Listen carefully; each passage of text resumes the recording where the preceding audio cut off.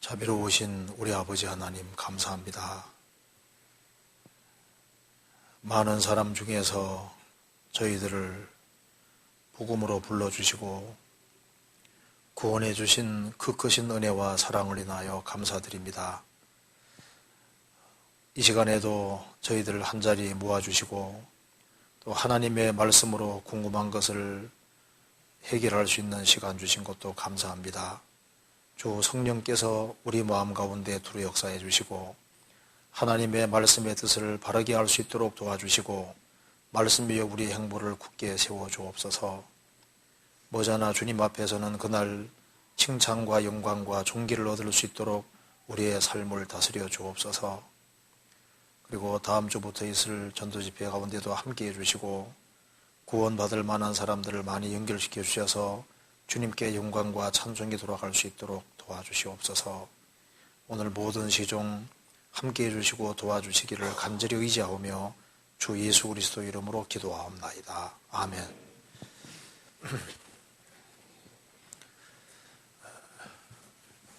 명절 잘 보내셨습니까? 네. 제가 오늘 여기 저번에 마지막 질문한 걸 조금 보충 설명을 드리고 이어서 질문을 받는 것이 필요할 것 같습니다.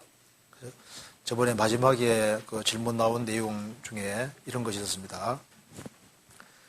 우리 교회에서는 환난 전에 교회가 휴거될 것을 말씀합니다. 그런데 교회가 환난에 참여하고 그 후에 주님의 재림이 있다고 가르치는 교회도 많습니다. 환난 전에 휴거가 있다는 것을 어떤 말씀을 통해서 알 수 있을까요?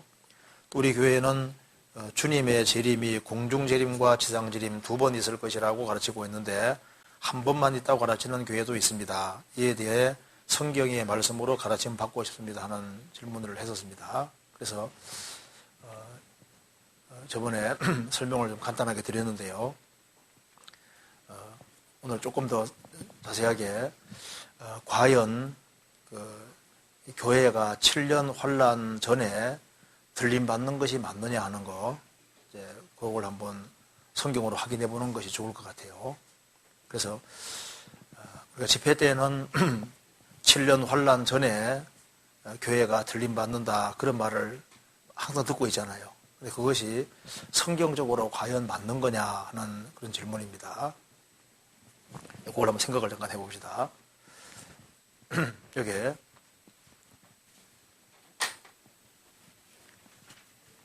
먼저 이걸 좀 알 필요가 있는데요.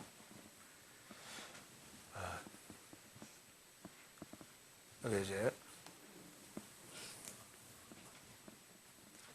먼저 교회라고 하는 것은 언제 생겼냐 하면은 예수님이 십자가에 죽으시고 부활 승천하시고 50일째 되는 날이 오순절입니다. 예수님이 죽으시고 부활하시고 50일째 되는 날이 오순절인데 오순절에 성령이 강림하심으로 교회 시대가 비로소 시작이 된 겁니다. 그러니까 교회는 오순절 전에는 없었어요. 오순절에 성령이 강림하심으로 교회가 생겼고, 그리고 교회가 어느 날 완성이 되면은 성령께서 이 교회를 지상의 산으로 옮기는 겁니다. 그걸 가리켜서 휴거다 이렇게 말하는 겁니다.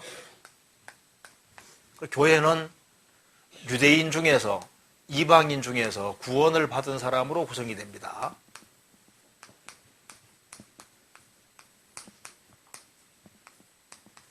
그러니까 예수님 오시기 전에는 유대인과 이방인 두 줄기밖에 없었습니다.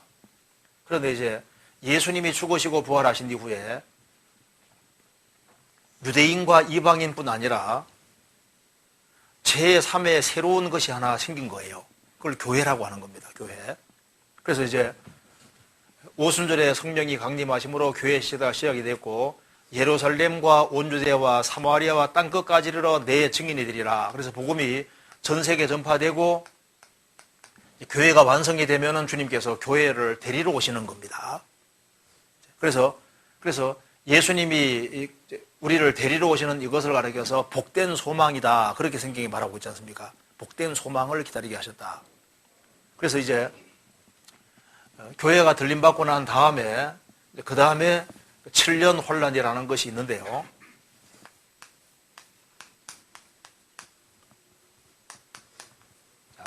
이게 원래 7년 혼란이라는 것이 구약 성경에는 이것이 여호와의 날입니다. 구약 성경에는 이것이 여호와의 날이고 여호와가 주기 때문에 신약 성경에는 이것을 주의 날이라고 표현했습니다. 그리고 이제 이 7년 혼란은 이 은혜 시대 때 은혜를 끝까지 거부한 사람들을 심판하는 날이기 때문에 여기를 가리켜서 어린 양의 진노다 이렇게 말을 했습니다. 어린 양 예수님의 진노, 그러니까 예수님이 진노를 퍼붓는 날이 7년 혼란인 거예요. 그리고 이제 예레미야 30장에서는 이것을 가리켜서 야곱의 혼란 때다 이렇게 말하고 있습니다. 야곱, 이스라엘의 혼란 때다. 그러니까 이스라엘 민족이 히틀러에게 한 600만 가까이 죽임 당했는데 그건 약관입니다. 이스라엘이 아주 전무후무한 혼란을 당하게 되었는데 이것이 야곱의 혼란 때. 그러니까 7년 혼란이라고 하는 것은 하나님이 벌을 내리는 날이거든요. 그러니까 이제 그 구약시대 때 노아 홍수 때 하나님이 1년 홍수 내리셨는데 이 1년 홍수가 하나님의 진노입니다. 진노. 그래서 방주가 완성이 되고 구원받지 못한 사람들을 심판하기 위해서 진노를 내리는 게 1년 홍수였거든요. 7년 혼란이라는 건 뭐냐 하면은 이 은혜를 끝까지 거역한 사람들을 심판하는 심판된 거예요. 그러니까 교회라고 하는 것은 교회는 혼란 자체하고는 처음부터 관계가 전혀 없는 존재인 겁니다.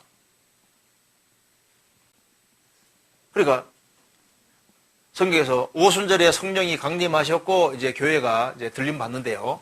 그러면 여기에서 이제 우리가 왜 교회가 7년 혼란 속에 왜 안 들어가느냐? 그 증거는 성경에 많이 있습니다. 제일 먼저 이제 들을 수 있는 것이 뭐냐면요. 다니엘서 9장에 다니엘의 70일회가 있는데 나중에 배우게 될 겁니다. 뒤에서 배우게 될 텐데요. 다니엘의 70일회가 있을 때 69일회가 진행될 때 유태인 이방인 두 줄기밖에 없었습니다. 그리고 이제 마지막 한일회가 진행될 때도 유대인 이방인 두 줄기밖에 없습니다. 그래서 다니엘서에 보면은 이제 바벨론, 메디아, 페르시아, 헬라, 로마가 나오고 예수님 배척받는 게 나오고 갑자기 이제 마지막 때 이렇게 나옵니다. 그러니까 이제 구약 성경 읽어보시면 모든 예언서는 초림까지 나오고 갑자기 재림까지 나오는데 요 사이에 교회에 대해서는 구약시대 사람들이 몰랐거든요. 그래서 69일회가 진행될 때 유태인 이방인 둘밖에 없었고 마지막 한일회가 진행될 때도 유태인 이방인 둘밖에 없는 거예요. 그래서 교회는 70일회하고는 원래 관계가 없는 거거든요. 그 다음에 요한계시록을 보시면은 이제 요한계시록 1장은 내가 이제 사도 요한이 본 것, 이제 있는 일, 2장, 3장은 교회 시대입니다. 이제 4장, 5장은 이제 교회가 천상에 올라가 있는 거거든요. 그리고 이제 6장부터 19장까지는 7년 환란이고, 그 다음에 이제 19장 끝에는 예수님이 지상재림하는 것이 나와 있다고 말입니다. 그래서 이제 계시록 1장은 예수님을 본 것, 2장, 3장은 교회 시대고, 이제 4장, 5장 가면은 교회는 어디 가 있냐 하면은 저 위에 주님 앞에 가 있는 곳으로 묘사가 되어 있고, 그 다음에 이 지구상에는 혼란을 내리는데, 여기에 교회는 요한계시록 6장부터 19장까지 속에는 교회가 나오지 않거든요. 그리고 교회가 주님이 지상재림할 때 오는 곳으로 되어 있다 그 말입니다. 그리고 보세요. 교회가 만일 혼란 속에 들어간다면은 깨어있으란 말이 필요가 없는 거예요. 주님이 도적같이 오신다고 말씀하셨죠. 도적같이 오시는데 혼란 속에서 막 엄청난 재앙이 내려오고 하면요, 다 벌벌 떨면서 다 깨어있지. 어떻게 졸며 자겠어요? 주님이 도적같이 갑자기 오신다고 성경에 항상 나오잖아요. 갑자기 오셔서 갑자기 데려가신다고 되어 있거든요. 만일 환란 속에서 적그리스도가 딱 등장해서 있지 않습니까? 표밖에 하는 그 시대에 들림 받는다 그러면요. 바짝 다 긴장해가지고 다 깨어있지. 어떻게 다 성경에 말씀하기를 다 졸며 잘세, 다 졸며 자고 주님 오시는 그날 먹고 마시고 시집가고 장가가고 있으면서 살고 있다가 주님이 갑자기 오셔서 둘로 갈라진다고 되어 있잖아요. 그렇잖아요. 그리고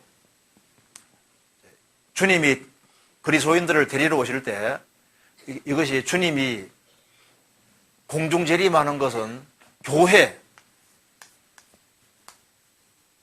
교회를 데리러 오시고 그 다음에 지상재림은 왜 있냐 하면은 7년 환란 통과해서 고통받는 이스라엘 민족을 건질하고 지상재림하시는 거예요.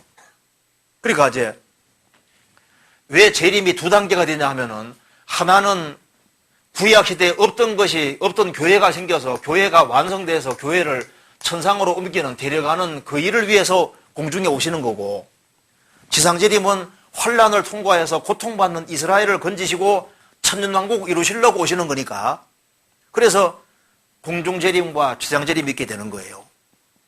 그리고 성경에서 말씀하기를 교회는 환란과는 처음부터 관계가 없습니다. 요한계시록 3장 한번 봅시다. 요한계시록 3장 10절을 보시겠습니다.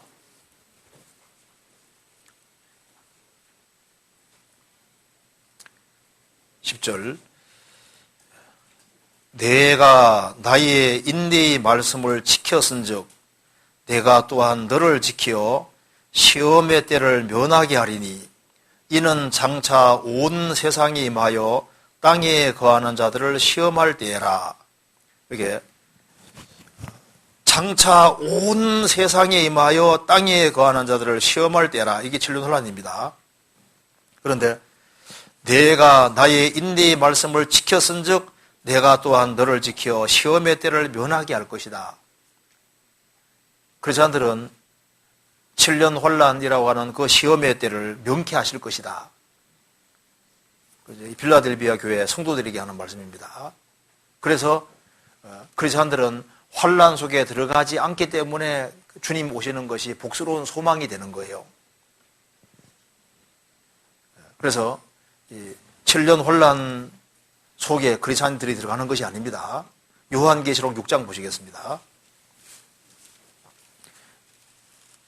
6장 보시면 이렇게 되죠. 16절 같이 읽어봅시다. 산과 바위에게 이르되 우리 위에 떨어져 보호자에 앉으신 이의 낯에서와 어린 양의 진노에서 우리를 가리우라. 그들의 진노에 큰 날이 일어서니 누가 능히 서리요하더라. 여기 어린 양의 진노에서 우리를 가리우라. 7년 환란이 어린 양의 진노입니다. 그래서 이 은혜 시대 때 구원받지 못한 사람들이 환란 속에 들어가서 무서운 하나님의 심판을 받는 어린 양의 진노인 거예요. 그리스도인들은 어린 양의 진노에서 해방이 된 사람들입니다. 그렇잖아요. 진노에서 해방된 사람이 진노 속에 있을 이유가 없잖아요. 그리고 원래 7년 혼란이라는 것이 다니엘의 70일 때문에 나오는 것인데요. 크리스찬하고는 처음부터 관계가 없어요. 그래서 성경에 이렇게 되어 있습니다. 데살로니가 후서 2장 보시겠습니다.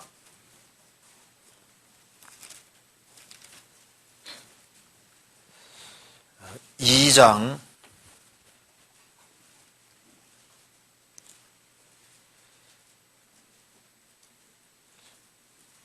6절에 보시겠습니다. 6절. 저로 하여금, 적그리스도입니다. 적그리스도로 하여금 저의 때에 나타나게 하려 하여 막는 것을 지금도 너희가 아나니, 적그리스도로 하여금 저의 때에, 7년 혼란입니다. 저의 때에 나타나게 하려 하여 막는 것을 지금도 너희가 아나니, 불법의 비밀이 이미 활동하였으나 지금 막는 자가 있어 그 중에서 옮길 때까지 하리라. 막는 자가 성령입니다. 성령께서 지금 적그리스도의 출현을 지금 막고 계시는 거예요. 그래서 그 뒤에 그때 불법한 자가 나타나리니, 지금 성령께서 교회를 통해서 지금 적그리스도 출현을 막고 있는데 그 중에서 옮길 때까지 하리라. 그때 불법한 자가 적그리스도가 나타날 것이다. 그래서 7년 혼란 속에 들어가면은 적그리스도가 딱 등장하잖아요. 평화 가지고 들어옵니다. 그게 계시록 6장에 나와 있잖아요. 평화 가지고 들어와서 절대 평화를 이루어주고, 그 다음에 중반기 때 죽게 됐다가 사탄의 능력으로 살아나고 그 사람이 세계의 왕이 되는 거예요.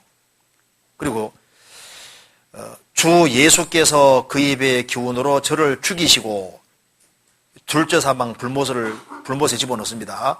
강림하여 나타나심으로 패하시리라. 그래서 지금 적그리스도가 출현하려고 하는데 지금 출현하지 못하게 성령께서 막고 계신데, 왜냐하면은 은혜 시대 구원받을 때까지는 성령께서 적그리스도가 출현하는 걸 막고 계시는 거예요. 그래서 지금 막는 자가 있다. 그 중에서 옮길 때까지 하라. 이 막는 자 성령께서 막고 계시다가 교회가 완성이 되면은 하늘로 옮기십니다. 옮기면 그때 적그리스도가 출현하게 될 것이다. 그리고 이제 3년 반 동안 세계 평화를 이루고 중반기 때 이 사람이 거의 죽게 됐다가 사탄 능력으로 살아나서 전 세계 사람에게 표를 받게 하고 7년 논란 끝에 주님이 지상진이 맞아서 둘째 사망 불못에 집어넣어 버린다고 되어 있잖아요. 그래서 옮겨지는데, 그러면 신앙생활 잘하는 사람만 데려가시느냐? 아니고 몽땅 다 데려가십니다. 신앙생활 잘해서 데려가는 것이 아니고 구원받았기 때문에 데려가시는 거예요. 고린도전서 15장 보시겠습니다.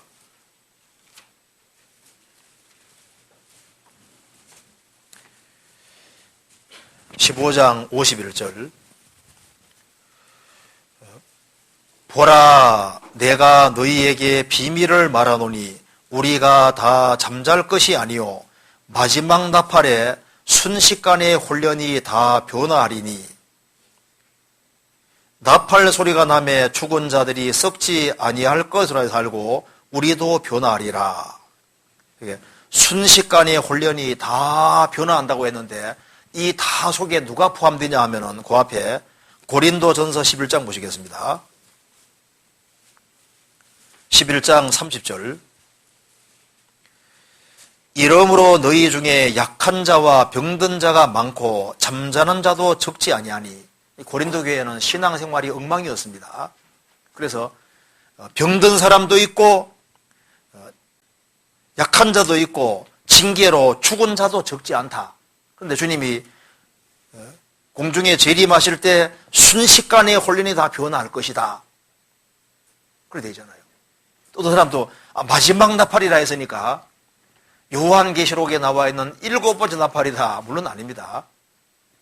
7년 환란 속에서 불리는 7나팔은 절침에 7인의 심판이 있고 7나팔 심판이 있는데,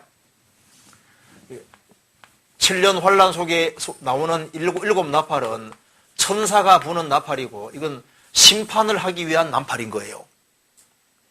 그리고 데살로니가전서 4장과 여기서 말하는 마지막 나팔은 교회 시대가 끝나는, 은혜 시대가 끝나고 이제 은혜 시대가 마감되는 나팔이고 교회를 소집하는 나팔이니까 성격이 완전히 다른 겁니다.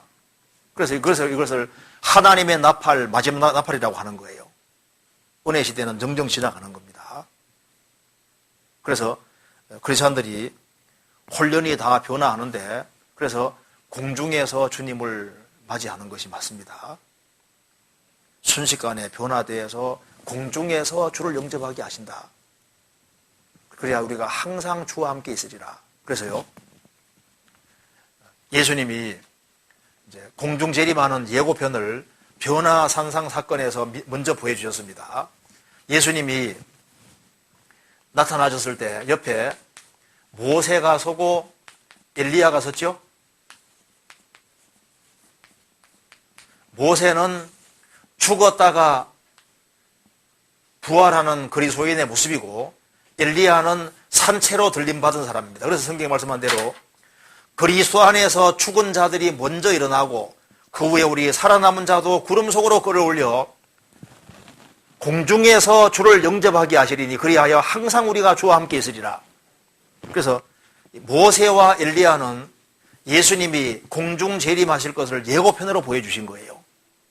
그래서 주님 오시면은 구원받고 죽은 사람들이 부활하고 주님 오시는 그날까지 살아있는 사람은 산채로 주님 앞에 설 것을 말씀하는 겁니다. 어디서? 공중에서 주를 영접하게 하실 것이다. 그리하여 우리가 항상 주와 함께 있으리라. 그래서 교회가 들림받고 그 다음에는 이 지구상에 무서운 혼란이 있는 거예요. 그래서 그 다음에 천왕국이 있는데요. 그러니까 7년 환란하고 교회하고는 처음부터 아예 관계가 없는 겁니다. 아예. 처음부터 관계가 없어요. 거기까지 얘기하고요. 그 다음에 이제 성경에서는 출애굽기 20장 8절에 안식일을 기억하여 거룩히 지키라고 말씀하고 계신데요. 안식일을 지신 이유는 무엇이고 오늘날 그리스도인들은 이 안식일을 지키라는 말씀을 어떻게 받아들여야 하는지 알고 싶습니다. 출애굽기 20장 찾아보시겠습니다. 이것도 좀 중요한 질문이죠. 출애굽기 20장 10계명 속에 안식일을 지키라는 명령이 있습니다. 20장 8절 안식일을 기억하여 거룩히 지키라. 안식일을 지키라고 분명히 성경에서 말씀하셨습니다. 그리고 이 안식일은 이스라엘 백성들이 하나님 백성이라는 표정이라고 했습니다. 성경 찾아봅시다. 에스겔 20장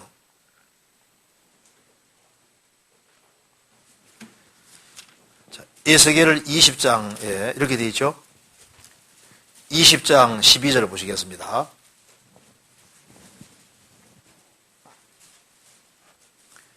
12절 또 나는 그들을 거룩하게 하는 여호와인 줄 알게 하려 하여 내가 내 안식일을 주어 그들과 나 사이에 표징을 삼았었노라. 이스라엘 백성과 하나님 사이에 이스라엘이 하나님 백성이라는 표징이 바로 안식일인 거예요. 그러면 안식일을 하나님이 십계명을 내려주시고 안식일을 내려주실 때 처음부터 못 지킬 걸 아셨습니다. 그래서 25절에 이렇게 말했죠. 또 내가 그들에게 선치 못할 율례와 능히 살게 하지 못할 규례를 주었고, 하나님이 십계명을 내려주실 때 왜 선치 못한 율례냐? 못 지키기 때문입니다. 그리고 능히 살게 하지 못할 규례를 주었고, 십계명을 지켜서는 천국 갈 사람은 처음부터 없는 줄 아시고 내려주신 거예요. 그래서 성경에 말씀하기를 십계명은 죽게 하는 계명이라고 얘기했습니다. 고린도후서 3장 보시겠습니다.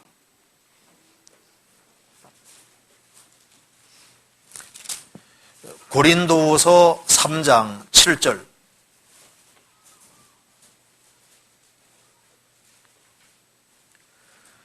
돌에 써서 새긴 죽게 하는 의문의 직분도 영광이 있어 이스라엘 자손들이 모세의 얼굴에 없어질 영광을 인하여 그 얼굴을 주목하지 못하였거늘. 여기서 돌에 써서 새긴 죽게 하는 의문이 레터 글자입니다. 계명들입니다. 돌에 써서 새긴 죽게 하는 의문, 계명의 직분도 영광이 있었다. 그러니까 십계명은 돌에 쓴 거 맞죠? 돌에 써서 새긴 이 계명인데, 계명은 이건 죽게 하는 거라고 했습니다. 지킬 사람이 없기 때문인 거예요. 그러면은 하나님께서 십계명을 내려주셨고 안식일을 지키라고 했는데 이것이 크리스찬과 무슨 관계가 있느냐? 아주 좋은 질문입니다. 자, 이거 한번 보시죠. 성경은 분명히 선언하기를 천지가 없어지기 전까지는 절대 율법은 안 해준다고 했습니다. 율법이라고 하는 것은 천지가 없어지기 전에는 없어지지 아니하고 항상 있습니다.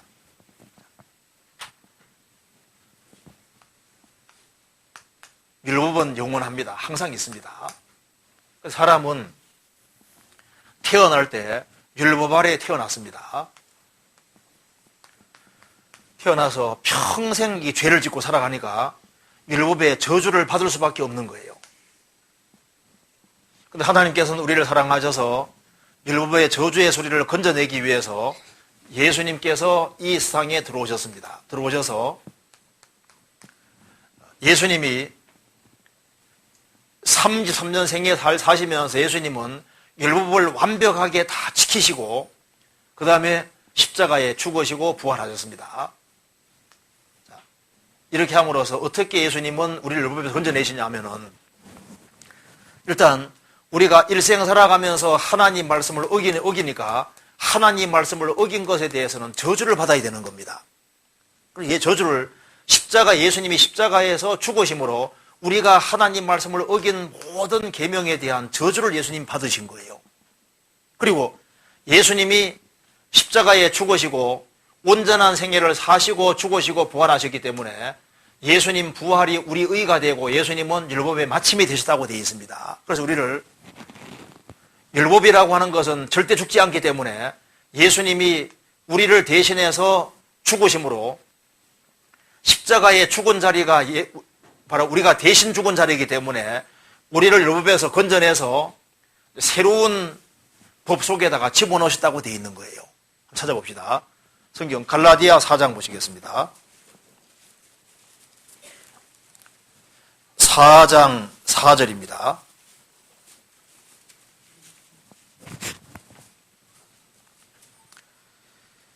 때가 참에 하나님이 그 아들을 보내사 여자에게서 나게 하시고 율법 아래에 나게 하신 것은 율법 아래에 있는 자들을 속량하시고 우리로 아들의 명분을 얻게 하려 하심이라. 예수님은 율법 아래에 나셨다. 예수님은 율법 아래에 나셨기 때문에 생애 속에 율법을 어기면 안 되는 겁니다. 예수님은 안식일도 안 느끼셨거든요. 안식일에 자기 규례대로 항상 회당에 들어가셨고 예수님은 안식일을 어긴 적이 없으셔요. 율법 아래에 나셨으니까. 율법 아래에 나신 이유는 율법 아래에 있는 자들을 속량 건져내시고 우리로 아들의 명분을 얻게 하려 하심이니라. 그럼 어떻게 하느냐 하면은 우리는 세상에 나서 율법을 항상 어기니까 그 대가는 예수님이 죽으심으로 받으시는 겁니다. 3장 13절 그리스도께서 우리를 위하여 저주를 받은 바 되사 율법의 저주의 소리를 속량하셨으니 기록된 바 나무에 달린 자마다 저주 아래 있는 자라 하였음이니라. 예수님께서 우리를 위해서 저주를 받은 바 되사 율법의 저주의 소리를 속량 건져내셨다. 예수님은 십자가에 죽으심으로 우리가 받아야 될 저주를 다 받으심으로 저주의 소리를 속량 건져내셨다는 겁니다. 그 다음에 로마서 10장 보시겠습니다. 10장 4절을 같이 읽겠습니다. 로마서 10장 4절 같이 읽겠습니다. 그리스도는 모든 믿는 자에게 의를 이루기 위하여 율법의 마침이 되시니라. 예수님은 온전한 공생애를 사시고 십자가에 죽으시고 부활하심으로 율법의 마침 끝이 되셨다. 예수님 율법을 끝내신 겁니다. 그래서 우리를 여기에서 건져내셔서 율법에서 건져내셔서 새로운 법안에 우리를 집어넣었는데 그것이 바로 뭐냐면은 그리스도의 율법인 겁니다.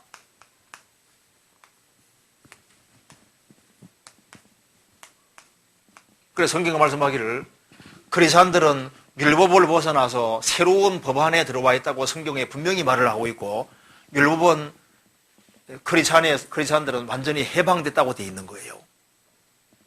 성경 한번 찾아봅시다.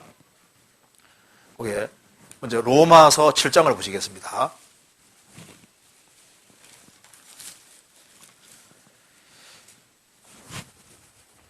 7장 1절입니다. 형제들아 내가 법 아는 자들에게 말하노니 너희는 율법이 사람의 살 동안만 그를 주관하는 줄 알지 못하느냐. 남편 있는 여인이 그 남편 생전에는 법으로 그에게 매인바되나 만일 그 남편이 죽으면 남편의 법에서 벗어났느니라.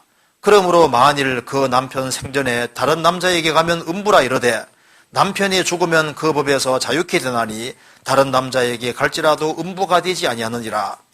그러므로 내 형제들아 너희도 그리스도의 몸으로 말미암아 율법에 대하여 죽임을 당하였으니 이는 다른이 곧 죽은 자의 가운데서 살아나신 이에게 가서 우리로 하나님을 위하여 열매를 맺게 하려 함이니라. 6절 읽겠습니다. 이제는 우리가 얽매였던 것에 대하여 죽었으므로 율법에서 벗어났으니 이러므로 우리가 영의 새로운 것으로 섬길 것이요 의문에 묵은 것으로 아니할지니라.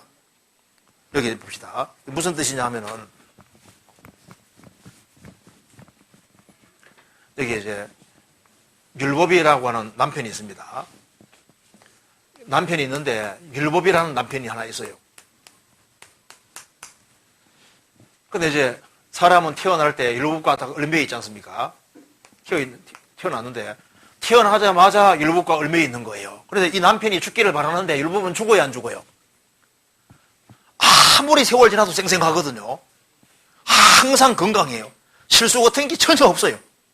그래서 조금 잘못하면 다 지적하고 정죄하고 이제 죽여서 이제 심판 내리는 게 율법이니까 이 남편은요 실수라는 게 전혀 없고 죽지도 않아요. 그러니까 벗어날 수 있는 길이 없는 거예요.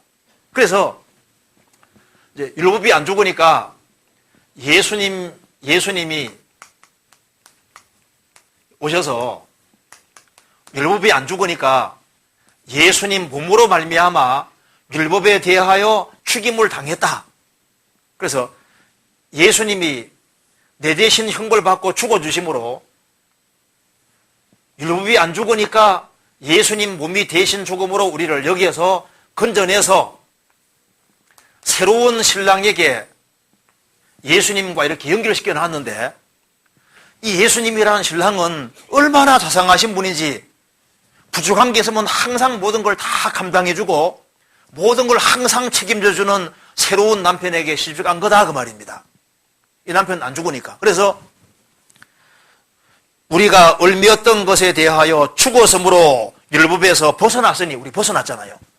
벗어났으니 우리가 영의 새로운 것으로 섬길 것이요 의문에 묵은 것으로 아니할지니라. 그리스도인들은 율법에서 벗어나서 이제 새로운 주님은 내 신랑이고 나는 신부가 되는 이런 새로운 관계 속에 있는 새로운 법 속에 들어갔고 사랑의 법 속에 들어간 거다 그 말입니다. 여기까지 이해되시죠? 성경 갈라디아 3장 보시겠습니다.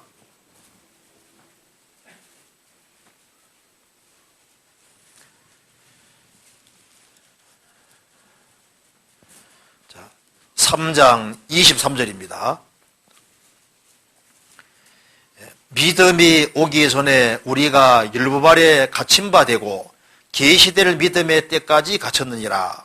이같이 율법이 우리를 그리스도에게로 인도하는 몽학 선생이 되어 우리로 하여금 믿음으로 말미암아 의롭다함을 얻게 하려 함이니라. 그 다음 같이 읽겠습니다.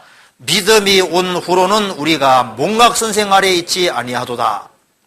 자, 율법이 몽학 선생이 되어서 우리를 죄 아래 가두고 이제 우리를 예수님께로 이끌고 갔다는 겁니다. 이같이 율법이 우리를 그리스도에게 인도하는 몽학 선생이 되어서 우리로 하여금 행위가 아닌 믿음으로 말미암아 의롭다함을 얻게 하려니라. 믿음이 온 후로부터는 우리가 몽학 선생 율법 아래 있지 아니하도다. 이를 벗어난 것이 확실하다 그 말입니다. 그래서 벗어나서 이제 새로운 그리스도 법 안에 들어간 거예요. 자, 그러면 이제 이런 질문을 하는 겁니다. 예수님도 이제 안식일을 지켰는데요. 맞습니다. 예수님도 안식을 지켰는데 왜냐하면 예수님은 율법 아래 나셨으니까 지킨 거예요. 그렇죠? 성경 누가복음 4장 보시겠습니다. 예수님은 안식일을 지키셔야 됩니다. 왜냐하면 율법 아래 나셨기 때문입니다. 누가복음 4장 16절 예수께서 그 자라나신 곳 나사렛에 이르사 안식일에 자기 규례대로 회당에 들어가사 성경을 읽으려고 서심해 예수께서 그 자라나신 곳 나사렛에서 안식일에 자기 규례대로 회당에, 예수님은 안식일에 자기 규례대로 회당에 들어갔습니다. 예수님은 안식을 범한 적이 없습니다. 안식일을 범한 적이 없고, 안식일에 예수님 병 고치는 일은요, 왜 그렇게 하셨냐면 유대인들이 안식일에 대해 잘못된 개념을 가지고 있는 거예요. 안식일에 노동하지 마라 그랬지 죽어가는 사람 살리지 마라고 안 한 거거든요. 유대인들은 안식일에 대한 개념이 잘못되어 있으니까 그 잘못된 개념을 깨주려고 안식일 때 병 고치신 것이고, 예수님이 안식을 어긴 것이 아닙니다. 안식일에 노동하지 마라고 한 것이지 물에 빠져 죽어가는 사람 건지지 마라는 개념이 아니다 그 말입니다. 예수님은 안식일을 어긴 적이 없으세요. 왜? 율법 아래에 있는 우리를 건져주기 위해서는 율법을 완벽하게 다 지키셔야만 우리를 건질 수 있기 때문에 예수님은 그래서 안식일을 계명을 안 어겼다 그 말입니다. 그리고 이제 크리스찬들은 율법에서 이제 벗어나서 새로운 모발에 들어갔는데, 바울 사도도 안식일에 이제 회당에 들어간 것이 나와 있잖아요. 그 안식일을 지키려고 들어간 거냐? 아닙니다. 성경에 말씀하기를 유대인들을 건지기 위해서라고 성경에 설명이 나와 있거든요. 성경 한번 찾아봅시다. 고린도 전서 9장 보시겠습니다. 9장 20절.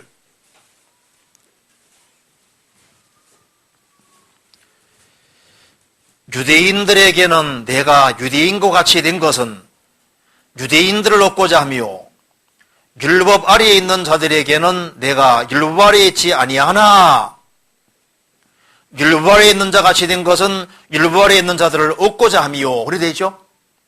예수님, 바울 사도는 율법 아래에 있지 아니한데 왜 안식일에 회당 안에 들어갔느냐? 유대인들과 같이 된 이유는 유대인들을 구원코자 했다. 율법 아래에 있지 아니하지만은 율법 아래에 있는 자 같이 된 것은 율법 아래에 있는 자들을 건지려고 한 것이다.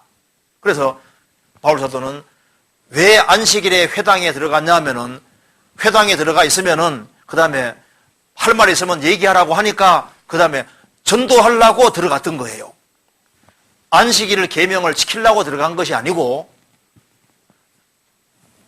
그들에게 전도해서 구원시키려고 들어갔다고 설명이 되어 있는 겁니다. 사도행전 17장 보시겠습니다. 17장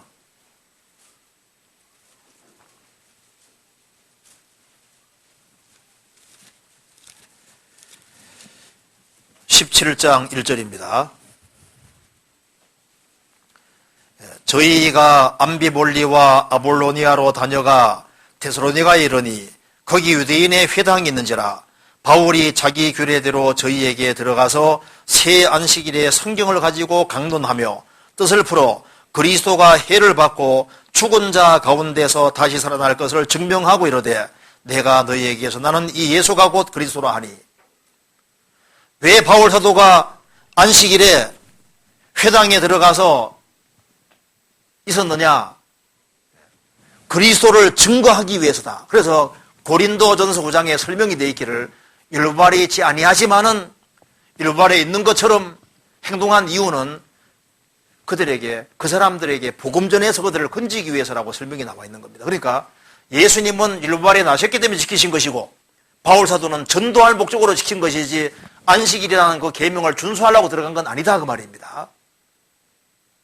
그래서 성경은 명확히 말씀하시기를 크리스찬들은 율법에서 벗어났기 때문에 안식일과는 사실상 관계가 없는 사람이 됐기 때문에 이제 거듭난 크리스찬들은 안식일 문제로 왈가불가하지 말라고 명시가 딱 돼 있는 거예요. 성경 찾아봅시다. 골로새서 2장입니다. 2장 16절. 2장 16절. 그러므로 먹고 마시는 것과 절기나 월삭이나 안식일을 인하여 누구든지 너희를 편론하지 못하게 하라. 이것들은 장래일의 그림자이나 몸은 그리스도의 것이니라. 구약 성경에 먹고 마시는 것, 칠절기, 월삭, 달마다 지키는 월삭, 그리고 일주일마다 지키는 안식일을 인하여 누구든지 너희를 편론하지 못하게 하라. 너희들 왜 안 지키냐? 왈가불가 못하게 하라. 이것들은 장래일의 그림자이나 몸은 그리스도의 것이니라. 실체가 바로 예수님이다 그 말입니다. 그래서 바울 사도는 크리스찬이 안식일을 나를 지키는 것에 대해서 합당치 않다고 얘기하신 겁니다. 성경 갈라디아서 4장 보시겠습니다. 4장 10절 11절 같이 읽어보겠습니다. 너희가 날과 달과 절기와 해를 삼가 지키니 내가 너희를 위하여 수고한 것이 헛될까 두려워하노라. 너희가 날과 안식일입니다. 달과 월삭과 칠절기와 7년마다 오는 7년 안식년을 삼가 지키니 주의에 지키니 내가 너희를 위하여 수고한 것이 헛될까 두려워하노라. 지키란 말입니까? 어리석단 말입니까? 어리석단 말인 거예요. 그래서 그리스도인들은 초대교회 때부터 안식일을 다음 날 모였습니다. 안식일 다음 날이 무슨 날입니까? 주일날. 그래서 항상 안식 후 첫날에 모였는데 안식일은 제7일이고 주일은 그 다음 날 8일입니다. 예수님 부활하신 날이 주일이고 부활하신 날 그 주일은 천국 가려고 모인 것이 아닙니다. 천국 가게 된 사람이 주님 은혜와 사랑이 고맙고 감사해서 모인 것이고 이제 그것은 안식일 다음 날인 거예요. 자, 성경 한번 찾아봅시다. 여기 고린도 전서 16장 보세요.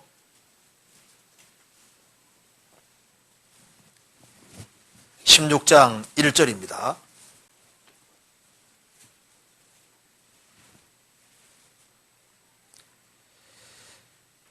성도를 위하는 연보에 대하여는 내가 갈라디아 교회들에게 명한 것 같이 너희도 그렇게 하라. 매주일 첫날에 너희 각 사람이 이 일을 얻은 대로 저축하여 두어서 내가 갈 때 연보를 하지 않게 하라. 초대교회 성도들이 매주일 첫날에 모였습니다. 매주일 첫날이 주일입니다. 일요일날. 주일날 모여서요. 그래서 안식 후 첫날, 안식일 그 다음날 예수님 부활하신 날을 기념해서 모였던 겁니다. 성경 사도행전 20장 보시겠습니다.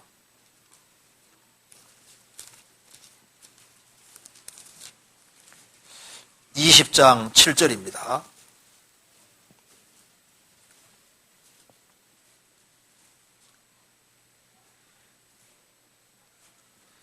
안식 후 첫날에 우리가 떡을 떼려 하여 모였더니 바울이 첫날 떠나고자 하여 저희에게 강론할세 말을 밤중까지 계속하며 우리의 모인 윗다락에 등불을 많이 켰는데 유두고라는 청년이 창에 걸터 앉았다가 깊이 졸더니 바울이 강론하기를 더 오래 하며 졸음을 이기지 못하여 삼층루에서 떨어지거늘 일으켜보니 죽었는지라. 바울이 내려가서 그 위에 엎드려 그 몸을 안고 말하되 떠들지 말라. 생명이 저에게 있다 하고 올라가 떡을 떼어 먹고 오랫동안 곧 날이 새기까지 이야기하고 떠나니라. 사람들이 살아난 아이를 데리고 와서 위로를 적잖게 받았더라. 그러니까 안식 후 첫날에 크리스천들이 같이 모였습니다. 그래서 바울 사도가 강론하는데 말을 밤중까지 계속했다. 윗다락에 등불도 많이 켰는데 사람들이 많이 왔습니다. 유두고라는 청년은 창에 걸터 앉았다가 바울이 강론하기를 계속하니까 졸다가 떨어져 죽어버린 거예요. 그래서 이제 살렸습니다. 살려서 이제 말씀 끝내고 난 다음에 또 교제 시작해서 오랫동안 곧 날이 새기까지 이야기하고 떠나니라. 온라인 하고 가니라. 우리도 온라인 할까요? 밤새도록 교제하고 떠나니라. 말을 밤중까지 계속하며 설교가 좀 길었던 것 같아요. 그죠? 아주 길게 설교했습니다. 그러니까 안식 후 첫날에 모인 것이 맞습니다. 제가 백현도 씨가 모세오경을 이렇게 강의한 백현도 씨 아주 유명한 사람이죠. 그 사람이 얘기한 걸 잠깐 읽어드리겠습니다. 계시록 1장에 나오는 주의 날은 그리스도께서 죽은 자 가운데서 부활하신 날로서 그날은 창조의 완성을 제시하지 않고 구속의 완전하고도 영광스러운 승리를 제시한다. 또한 우리는 주간의 첫날을 우리를 속박하는 날로서 혹은 그리스도인의 목에 걸어놓는 멍에로서 지켜서는 안 된다. 그 행복된 날을 지키는 것은 그리스도인의 기쁨이다. 그러기에 주간의 첫날은 무엇보다 초대 그리스도인들이 모여서 떡을 떼던 날이다. 유대인들은 율법과 선자의 글을 읽기 위해서 그들의 회당에 함께 모여서 안식일을 지켰는가 하면 그리스도인들은 떡을 떼기 위하여 함께 모여 주간의 첫날을 지켰다. 주간의 첫날이 안식일이라고 불려지는 성경 구절은 단 한 구절도 없다. 오히려 안식일과 주간의 첫날이 명백히 구별된다는 사실을 증거하는 예만 허다할 뿐이다. 그러니까 안식일하고 주일은 이건 완전히 별개다 그 말입니다. 그래서 안식일은 주일날이 아닙니다. 그런데 이제 안식교회에서는 이렇게 얘기를 합니다. 초대교회 때부터 안식일을 지켰는데 콘스탄틴 황제가 기독교로 공인하면서 이제 안식일을 주일날로 바꿨다 하는데 아니에요. 그거 아니고 초대교회 때부터 주일날 계속 모였는데 박해받았기 때문에 몰래 주일마다 계속 모이지 않습니까? 모였는데 주일마다 계속 모인 그것을 이제 콘스탄틴 황제가 기독교를 공인하고서 공개적으로 주일날 모이도록 허락해 준 것이지 토요일을 주일로 바꾼 것이 아니다 그 말입니다. 토요일은 항상 안식일로 항상 있어요. 그러니까 제가 말씀드린 대로 율법은 천지가 없을 때까지 안 없으니까 율법은 항상 토요일로 있는 겁니다. 일단 거듭난 사람은 예수님의 몸으로 말미암아 율법에서 벗어났기 때문에 벗어나서 새로운 법 아래에 들어가 있는 거예요. 그래서 율법은 항상 있는 겁니다. 율법은 토요일은 항상 안식일로 있는 것이고 주일은 안식일 다음 날입니다. 그리고 초대교회 때부터 주일날 모였다는 것은 확실한데요. 제가 그 저작을 좀 읽어드리겠습니다. 주후 100년경 바나바 서신에 보면은 우리는 주님이 부활하신 주일을 지킨다. 초대교회 저작이 정확히 나옵니다. 107년경 순교한 이그나티우스는 이상한 교훈에 속지 말라. 새 소망에 이른 자는 안식일을 더 이상 지키지 않고 주일을 지킨다. 이렇게 기록에 정확히 나옵니다.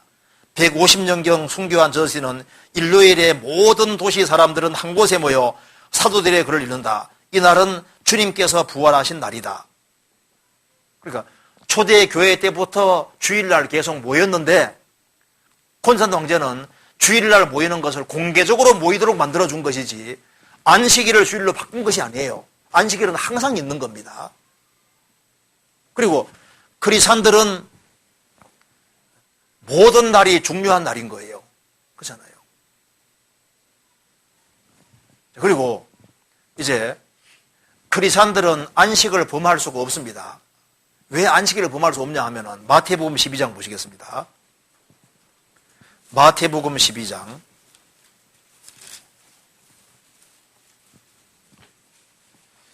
12장 5절 6절 같이 읽어보겠습니다.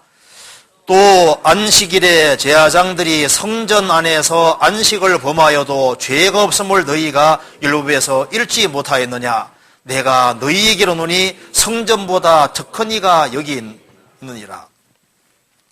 안식일에 일하지 마라 그랬는데 안식일에 일해도 안식일을 절대 범할 수 없는 사람들이 누구였냐 하면은 성전 안에 있는 제사장들은 안식일을 범할 수가 없었습니다. 왜냐하면은 성전이 이렇게 있으면은 성전 안에 제사장들이 성전 안에서 일하고 있습니다. 그래도 성전 안에 있는 제사장들은 안식일에 일해도 안식을 범할 수가 없는 거예요. 일해도 되게 돼 있거든요. 예수님 말씀하시기를 성전보다 더 큰 이가 여기 있느니라. 예수님은 성전보다 더 큰 이고 사람이 구원받으면은 성전보다 더 크신 분이 예수님이잖아요. 구원받은 사람은 그리스도 예수 안에 들어와 있는 사람이고 그래서 크리스찬들이 하나님의 아들인 동시에 뭡니까? 제사장이잖아요. 요한계시록 1장, 5장, 베드로전서 2장에 보면은 크리스찬들을 제사장이라고 했습니다. 그래요. 성전 안에 있는 제사장은 안식일을 범해도 죄가 안 된다 그 말입니다. 성전보다 더 크신 예수님 안에 들어와 있는 거듭난 그리스도인들은 제사장이기 때문에 안식일 계명에 걸릴 수가 없게 돼 있는 거예요. 이거 이해되시죠? 그래서 주일은 안식일 다음 날이다 그 말입니다. 이거 정리되시죠? 그 질문, 여기서 질문이 크리스찬들은 안식일하고 원래 관계가 없어요. 근데 주일이 안식일은 날인데 제발 좀 주일에 꼭 왔으면 좋겠어요. 근데 이제 천국 가는 문제가 아니기 때문에 이제 슬슬 빠지기도 하는데 빠지지 말고 매 주일마다 모였습니다. 그래서 초대교회에 모였는데 그 주일날은 안 빠지고 나와서 주님을 배우고 그런 시간을 갖는 게 좋을 것 같아요. 그렇죠? 근데 보면 슬슬 빠지는 사람이 있는 것 같아. 바쁘면 슬쩍 빠지다가 근데 안 그렇게 하는 게 좋겠습니다. 그렇죠? 성경 나오지 않습니까? 로마서 14장 보세요.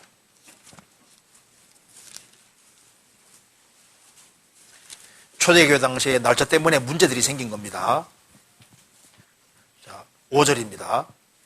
14장 5절. 혹은 이 날을 저날보다 낮게 여기고 혹은 모든 날을 각히 여기나니 각각 자기 마음에 확정할지니라. 나를 중히 여기는 자도 주를 위하여 중히 여기고 먹는 자도 주를 위하여 먹으니 이는 하나님께 감사하며 먹지 않는 자도 주를 위해 먹지 아니하며 하나님 감사하느니라. 우리 중에 누구든지 자기를 위하여 사는 자가 없고 자기를 위해 죽는 자도 없도다. 우리가 살아도 주를 위해 살고 죽어도 주를 위해 죽나니 그러므로 사나 죽으나 우리가 주의 것이로라. 크리스찬들은 살아도 주를 위해 살고 죽어도 주를 위해 죽는 자이기 때문에 먹고 마시는 것이 뭐 중요한 문제냐, 날이 무슨 중요한 문제냐, 아니다 그 말입니다. 그래서 나는 주님을 위해서 돼지고기 안 먹겠다, 먹지 말으라는 거예요. 주님을 위해서 돼지고기 먹겠다, 먹으라는 겁니다. 성경에 먹는 문제가 생기니까. 나는 건강이 좀 안 좋으니까 나는 육식 절제하고 채식만 하겠다. 주님을 위해서는 그렇게 하라는 겁니다. 난 주님 위해서 골고루 다 먹겠다. 그렇게 하라는 겁니다. 나는 일주일 전체가 주님 위해서 다 중요하다. 그렇게 생각하라는 겁니다. 나는 주일은 특별하게 주님 위해 중요하다. 주님을 위한 것이라면 괜찮다는 겁니다. 우리는 날짜 같은 게 중요한 것이 아니라 살아도 주를 위해 죽어도 주를 위해 죽는 사람이기 때문에 주님을 위해서 존재하는 사람은 목적이 아주 분명하니까 나는 특별히 주일은 난 특별히 중요하게 여기고 그날은 확실하게 구별시켜 하겠다. 그렇게 하라는 거예요. 나는 모든 날은 다 중요하다. 주를 위해서는 그렇게 하라는 겁니다.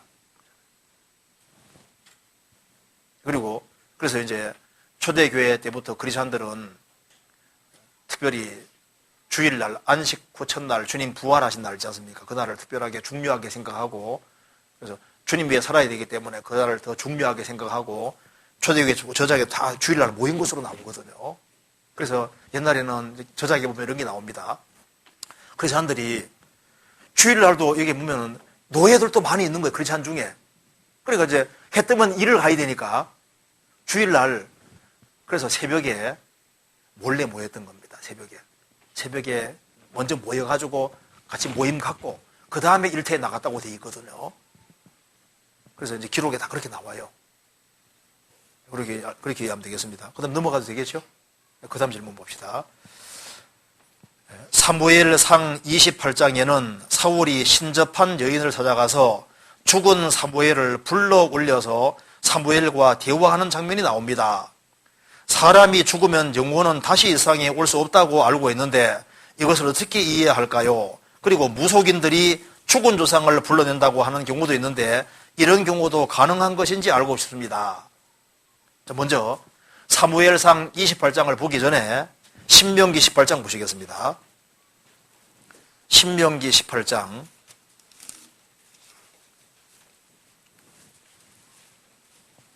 10절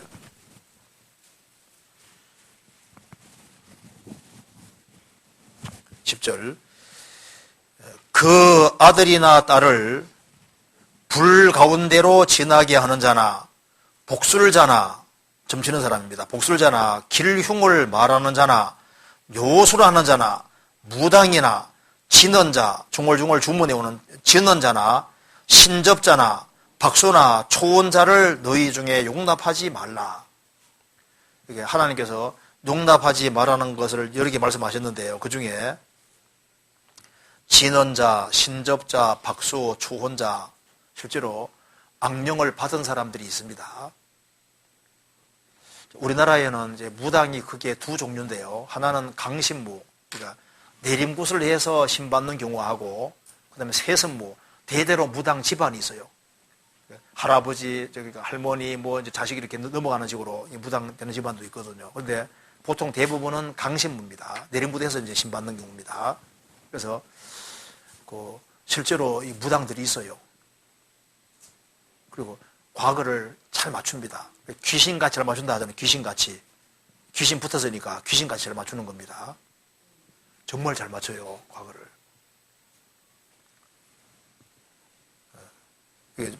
박수 얘기 나왔으니까 여기에 박수. 남자 무당을 박수라고 해요, 박수. 이 박수 이거 말고 박수 무당이 있는데요. 한 분이 공주에서 구원을 받았는데요. 그분이 무당인 상태에서 공주 수양관 붙잡혀 간 겁니다. 그래가지고 말씀 들으니까 말씀이 안 들어오는 거예요. 속에 있는 귀신은 저 나가가지고 밖에 있으면서 이따위 얘기 듣지 말아라고 하고 있는데 귀신이 들어간다 하더라고요. 근데 그분이 이제 성경 말씀을 듣는데 안 들어오지요. 그런데 이제 우연히 상담하는 걸 옆에 듣게 된 겁니다. 그래서 마가복음 5장 보면은 한 사람에게 군대 귀신 들렸는데요. 예수님께서 군대 귀신 보고 나오라고 하니까 군대 귀신이 말하기를 우리를 그냥 나가게 하지 마시고 저게 돼지떼가 많으니까 돼지떼 속에 보내주십시오 하니까 예수님께서 가라 하니까 그 사람 속에 있는 귀신이 나와서 2,000마리 돼지 속에 들어갔잖아요. 그래서 돼지들이 몰살하는 장면이 나와 있습니다. 그 얘기를 들으면서 이분이 아주 가슴이 덜컥 내려앉더래요. 자기만 아는 비밀인데 이것이 성경에 나와 있다 그 말입니다. 자기가 부닥거리 할 때 항상 돼지머리 딱 잘라놓고 부닥거리를 하면 귀신이 쏙 들어가는 걸 보고 난 다음에 삼지창 가지고 돼지머리를 탁 찍고 세우면 막 영락 없이 서는데 그냥은 안 선답니다. 귀신 들어가면 서는데 그건 자기만 하는 특수한 기술인데 돼지 속에 쏙 들어가는 건 자기가 항상 봤는데 귀신이 나와서 돼지대 속에 쑥 들어간 게 성경에 나와 있으니까 이분이 충격을 딱 받은 거예요. 하나님이 계시고 예수님이 계시고 천국 지옥 있는 게 한꺼번에 실감이 확 나고 무당들은 지옥 간다는 말을 들어봤는데 거기 나와 있으니까 자기가 항상 경험하는 것이 성경에 나와 있으니까 이 사람 충격을 딱 받은 겁니다. 그래가지고 바짝 매달려 말씀 듣고 구원받아 버렸잖아요.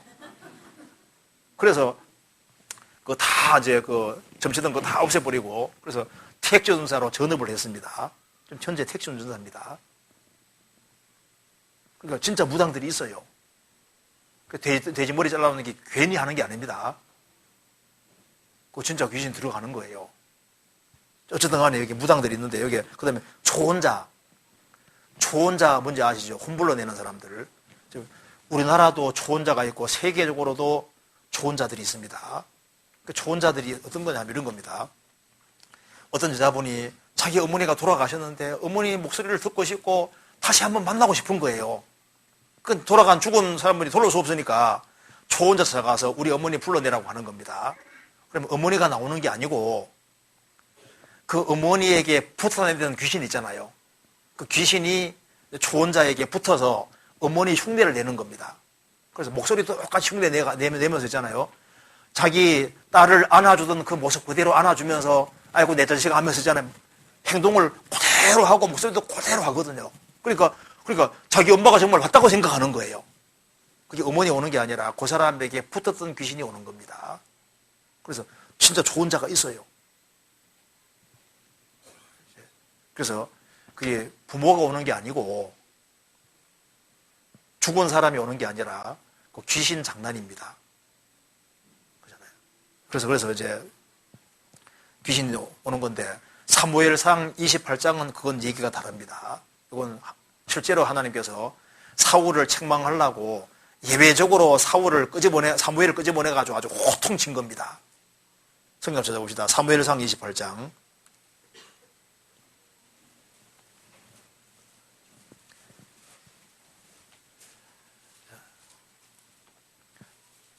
8절. 사울이 다른 옷을 입어 변장하고 두 사람과 함께 갈새 그들이 밤에 그 여인에게 이르러는 사울이 가로되 청하노니 나를 위하여 신접한 술법으로 내가 네게 말하는 사람을 불러올리라. 10절. 사울이 여호와로 그에게 맹세하여 가로되 여호와께서 사시거니와 내가 이 일로는 벌을 당치 아니하리라. 여인이 가로되 내가 누구를 내게로 불러올리랴. 사울이 가로되 사무엘을 불러올리라. 12절. 여인이 사무엘을 보고 큰 소리로 외치며 사울에게 말하여 가로되 당신이 어찌하여 나를 속이셨나이까? 당신이 사울이니이다. 여기 이제 여인이 사무엘을 보고 큰 소리로 외치며 사울에게 말하여 가로되 당신이 어찌하여 나를 속이셨나이까? 당신이 사울이니이다. 이 신접한 여인도 놀래버렸습니다. 신접한 여인이 이제 홈블러낸 일을 다반사로 하는 여자인데 왜 이 여자가 충격받았냐 하면요, 진짜 귀신이 오는 게 아니라 진짜 사무엘이 나오니까 충격을 받은 거예요. 그리고 여기에 여인이 사무엘을 보고 큰 소리로 외치며 사울에게 말하게 충격을 받은 겁니다. 세상에 진짜 나와버리거든요. 그래서 사무엘이 나오는 걸 보고서 사무엘이 나와서 이제 사울을 아주 책망하는지 않습니까? 그래서 이 여자가 충격을 받은 겁니다. 그래서 이제 18절 16절 보시겠습니다. 사무엘이 가로되 여호와께서 너를 떠나 내 대적이 되셨거늘 내가 어찌하여 내게 묻느냐? 여호와께서 나로 말씀하신 대로 내게 행하사 나라를 내 손에서 떼어 내 이웃 다윗에게 주셨느니라. 내가 여호와의 목소리를 순종치 아니하고 그의 진노를 아말렉에 쏟지 아니하였으므로 여호와께서 오늘날 이 일을 내게 행하셨고 여호와께서 이스라엘을 너와 함께 블레 사람의 손에 붙이시리니 내일 너와 내 아들들이 나와 함께 있으리라. 여호와께서도 이스라엘 군대를 블레 사람의 손에 붙이시리라.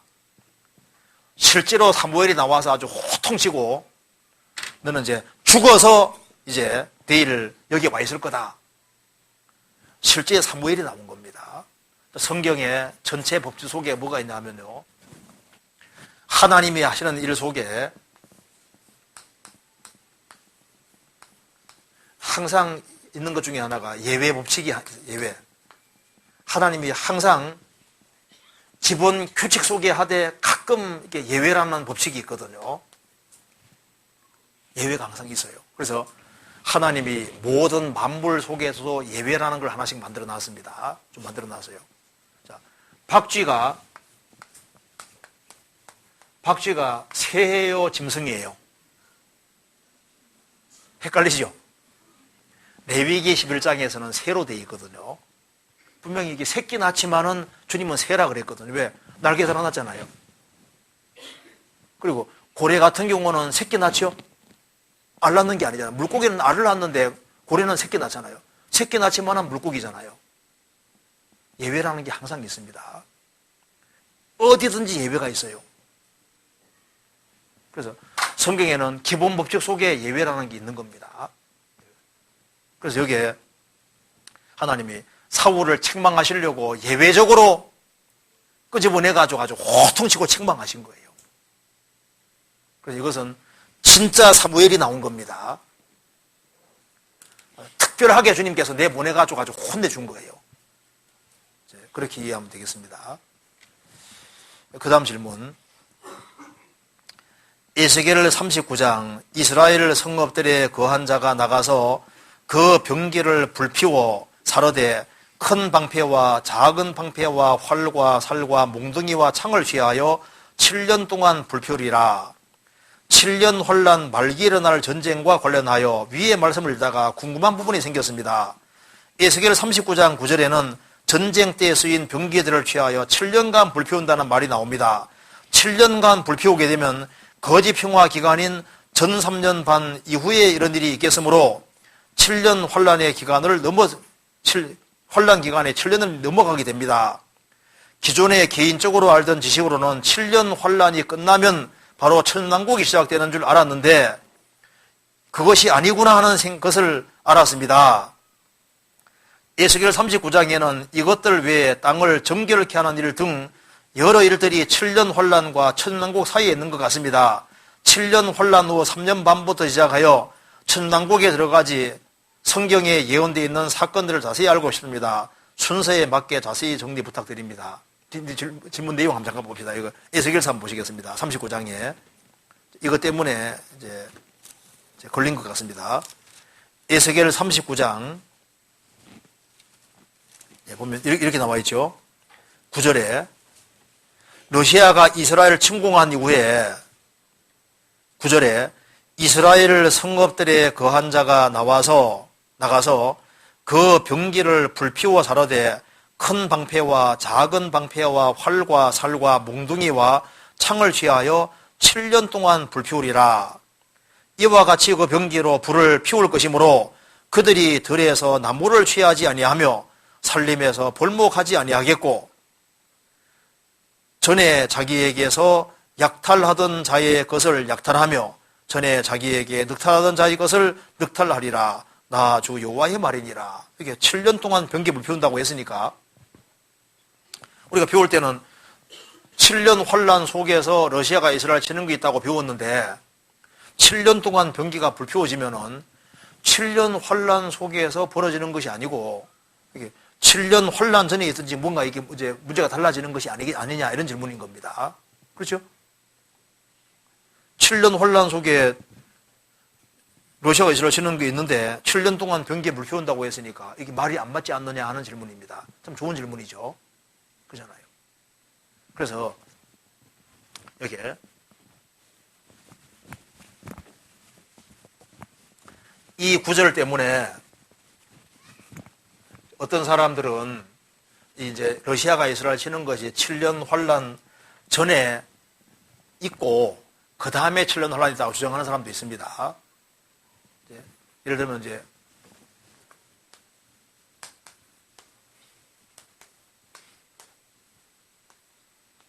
팀 라이 이런 사람 같은 경우 이제 이 사람이 누구냐 하면은요, 그 레프트 비하인드 영화 만들 때 이 사람이 주대기를 했거든요. 그래서 이제 레프트 비하인드 영화 보면은요, 러시아가 이스라엘 침공하는 것이 탁 있고 난 다음에 그 다음에 휴거가 싹 있는 거로 이렇게 묘사했잖아요. 이 구절 때문에 이렇게 하는 겁니다. 근데 그게 아니고 이게 7년 혼란 속에 있는 것이 맞아요. 왜 그러냐 하면은 이 구절이 생각보다 중요한 구절입니다. 이제 이걸 좀 알아야 되는데요. 7년 환란 속에 들어가서 7년 환란 속에서 러시아가 이스라엘 치는 걸 해야 성경 전체가 다 맞아요.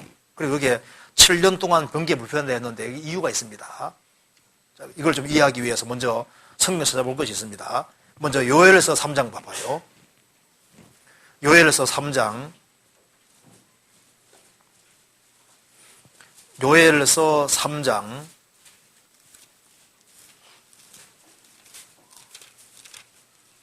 3장 9절입니다. 3장 9절. 너희는 열국에 이렇게 광포할지어다. 1273페이지. 너희는 열국에 이렇게 광포할지어다. 너희는 전쟁을 준비하고 용사를 격려하고 무사로 다 가까이 나와서 올라오게 할지어다. 너희는 보섭을 쳐서 칼을 만들지어다. 낫을 쳐서 창을 만들지어다. 약한 자들에게를 나는 강하다 할지어다. 사면일고가 너희는 속히 와서 모일지어다. 여호와여 주의 용사들로 그리로 내려오게 하옵소서. 7년 환란 속의 얘기인데요. 7년 환란 속에 들어가면은 이제 7년 환란 속에 특별히 후 3년 반 여기가 이제 엄청난 전쟁이 터지게 되어 있는데요. 여기에 보면은 너희는 열국 이렇게 광포할지어다. 너희는 전쟁을 준비하고 용사를 격려하고 무사로 가까이 나오게 할지어다. 너희는 보섭을 쳐서, 칠륜 환란 속에서 이런 일이 벌어집니다. 보섭을 쳐서 칼을 만들고, 농기구를 칼로 바꾸는 겁니다. 칼로 만들고 낫을 쳐서 창을 만든다. 농기구를 가지고서 전부 다 군사 무기로 바꾸는 겁니다. 전쟁, 그러니까 엄청난 전쟁 무기를 준비해서 전쟁을 하는 거예요. 그래서 7년 환란 속에는 전 세계가 전쟁에 휘말리게 되니까 이 물자들을 전부 다 무기로 바꾸어서 전쟁을 하게 되는 겁니다. 그런데 이제 7년 환란 끝에 예수님이 재림하시면은 천년왕국을 이루시잖아요. 천년왕국 이루시면은 천년왕국 속에 들어간 사람들이 이제 이때 누가 들어가냐면은 이스라엘 가운데 3분의 1이 들어가고 이방인 가운데 일부가 들어가서 천년왕국 속에 살면서 농사 짓고 산다고 돼 있거든요. 그래서 다시 어떻게 하냐면은 칼을 다시 보섭으로, 창을 다시 낫으로 바꾸어서 농사 짓고 산다고 돼 있어요. 성경 찾아봅시다. 이사야 2장 보시겠습니다.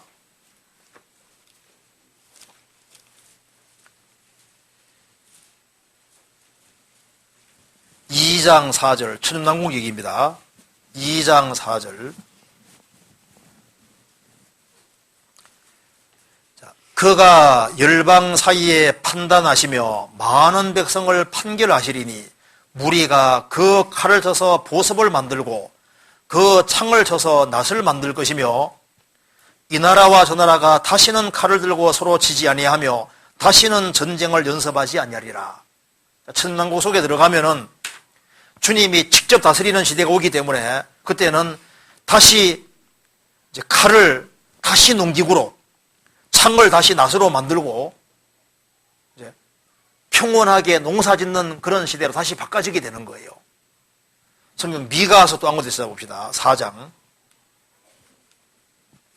미가서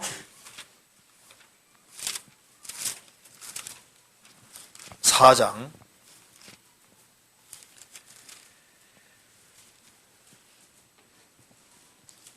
4장 3절입니다. 그가 예수님이 많은 민족 중에 심판하시며 먼 곳 강한 이방을 판결하시리니 무리가 그 칼을 쳐서 보섭을 만들고 창을 쳐서 낫을 만들 것이며 이 나라와 저 나라가 다시는 칼을 들고 서로 치지 아니하며 다시는 전쟁을 연습하지 아니하고 각 사람이 자기 포도나무 아래와 자기 무화과나무 아래에 앉을 것이라. 그들을 두렵게 할 자가 없으리니 이는 만군의 여호와의 입이 이같이 말씀하셨음이니라. 그래서 이제 천년왕국 속에 들어가면은 군사 무기들을 전부 다 농기구로 바꾸고 일상용품으로 바꾼다 그 말입니다. 자, 그럼 여기서 이제 하나 알 것이 있습니다. 여기 이제 잘 생각해 보세요. 노아 홍수가, 세계적인 홍수가 1년 동안 있었죠. 홍수가 있고 난 다음에 홍수의 잔해가 지구상에 남아있습니까? 안 남아있습니까? 남아있잖아요. 그렇죠? 그래서 지금 여기 땅속에 파고 들어가면 석탄 나오는 데서 사람 사용하는 종도 나오고 사람 밖으로도 나오잖아요. 그러니까 홍수 전에 있었던 문명들이 지금 바다 속에도 있고 다 나타나 있거든요. 그러니까 홍수 때 파멸을 당했는데 파멸을 당한 그 흔적이 아직까지 지구상에 그대로 남아있잖아요. 그처럼 7년 환란 끝나고 나면은 하나님께서 갑자기 환란을 중지시키면은 이제 이 땅을 하나님께서 에덴 동산처럼 바꾸잖아요. 바꾸고 저주는 푸지지만은 전쟁 잔해라든가 이런 건 그대로 남아 있습니다. 천년왕국이 문자가 되는 역사입니다. 역사.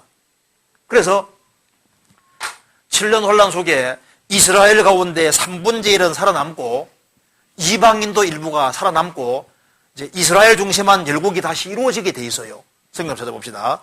스가랴 13장 보시겠습니다.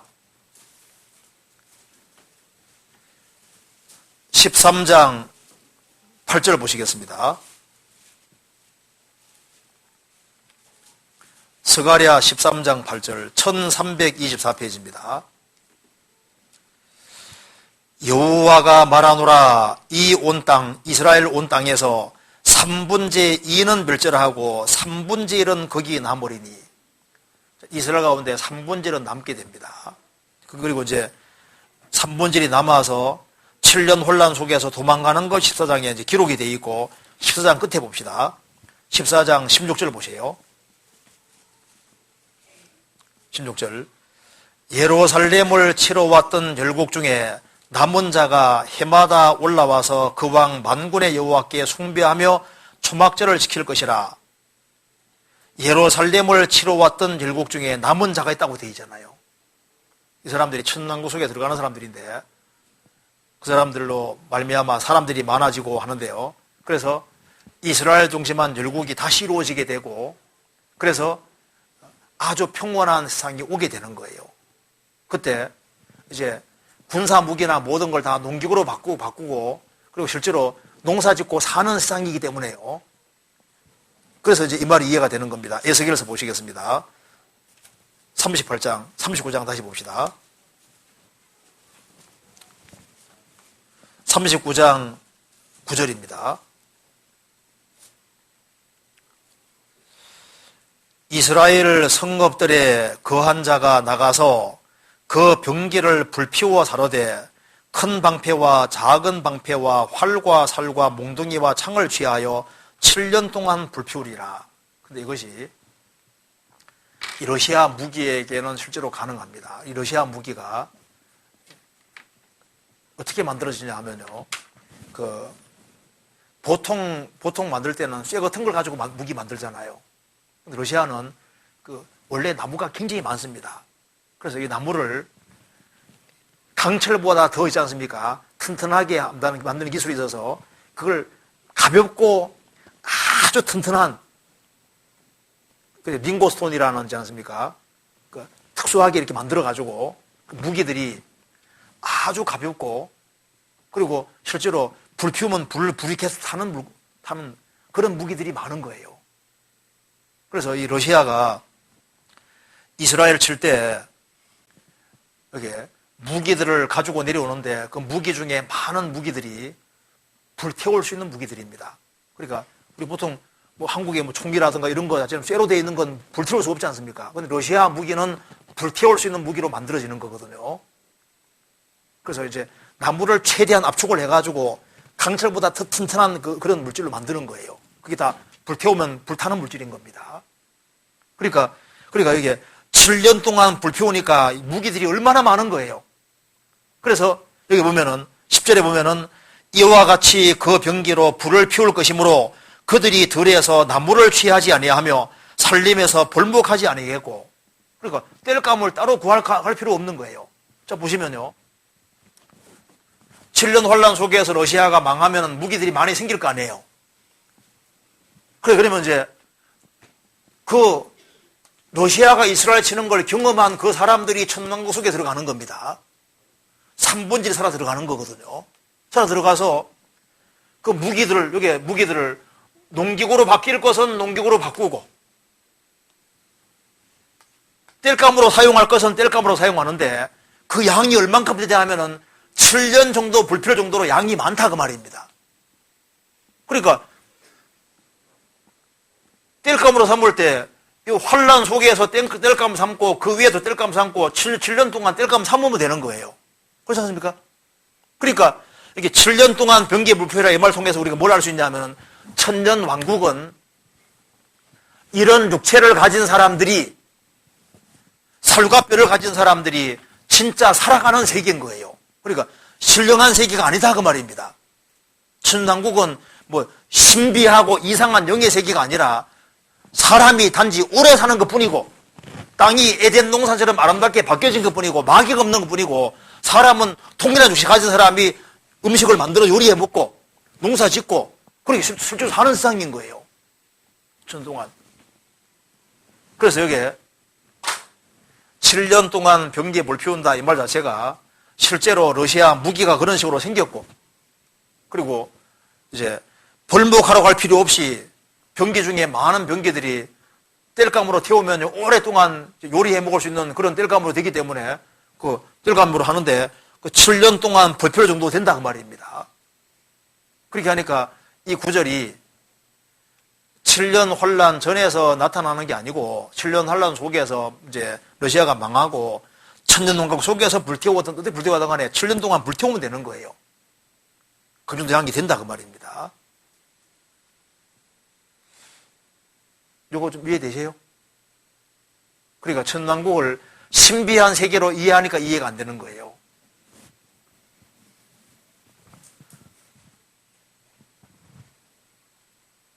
설림에서 벌목할 필요도 없고 나무를 취할 필요도 없고 그 병기를 태워가지고 방도 뜨뜻하게 하고 요리도 해먹고 얼마나 좋아요. 그리고 압축해서 만든 거니까 얼마나 오래 타겠어요. 얼마나 좋겠어요. 그거 말하는 겁니다.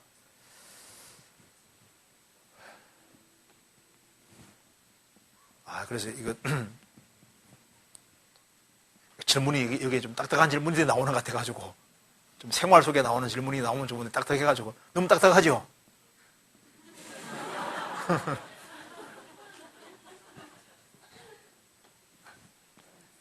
여기 이제 빨리빨리 넘어가 봅시다. 여기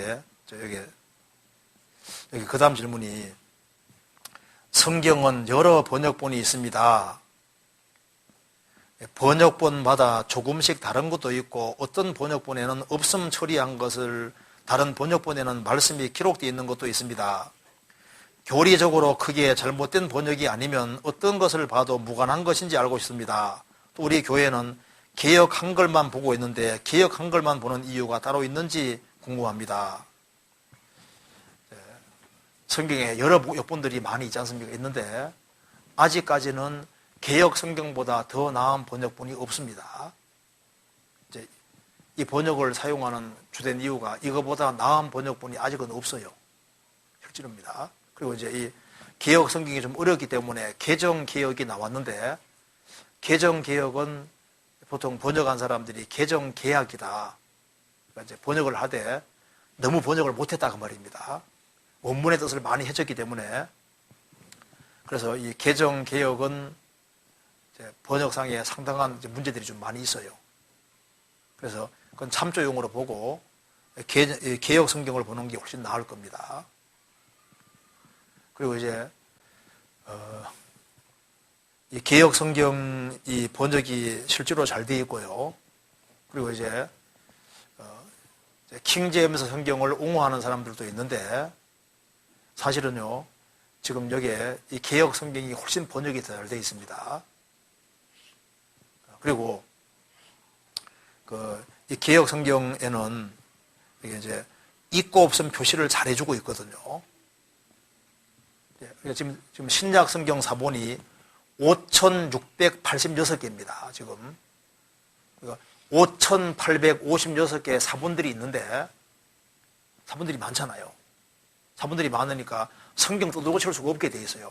누가 한쪽에 뜯어고치면 다른 사본들이 다 공격하니까 뜯어고칠 수 없게 돼 있고 그래서 이 성경에서는 사본에 있는 것은 있고 없는 것은 없다고 정확히 표시해주고 있습니다. 그리고 이제 성경 중에 글자가 좀 조그만 글자 있는데요. 그것은 원문에 없지만은 뜻을 좀 더 선명히 하기 위해서 집어넣은 것이 있으면 글자를 조그맣게 표시해놨습니다.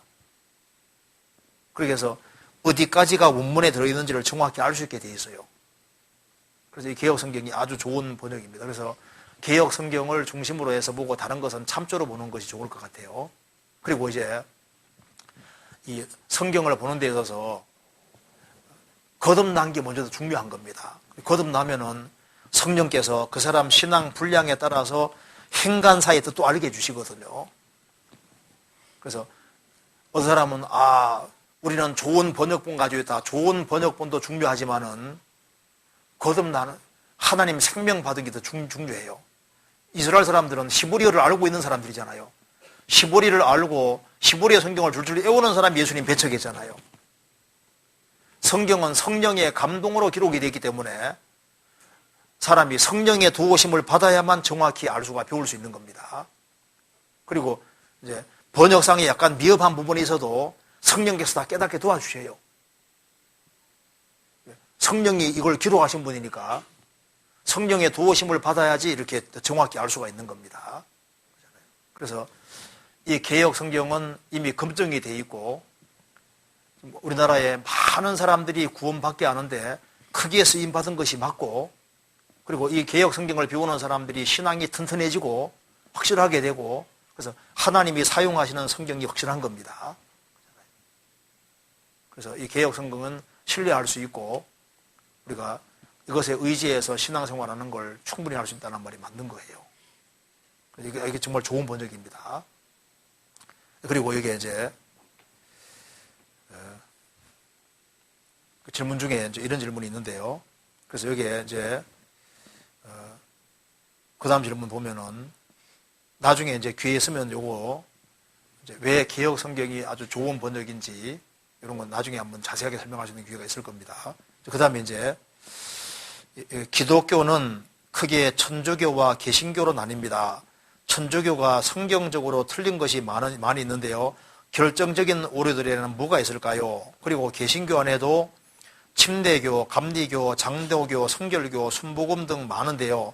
어떻게 교파가 갈라졌는지 궁금합니다. 그리고 각 교파의 특징에 대해서 간략하게나마 알고 싶습니다. 이거 하면 시간 다 지나가 버리거든요. 그렇죠? 여기 제가 이걸 개요만 간단하게 설명드리고 나중에 상세한 건 다음 기회에 하고 일단 개요만 한번 상세하게 개요만 간단하게 설명을 잠깐 드려볼게요. 이거 잠깐 봅시다. 여기에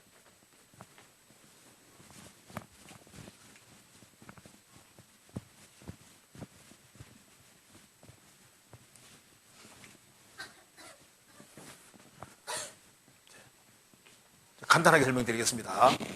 먼저 예수님이 오신 때부터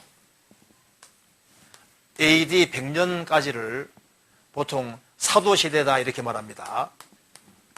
예수님의 사도들이 살아 역사하던 시대, 그리고 이제 100년부터 300년까지를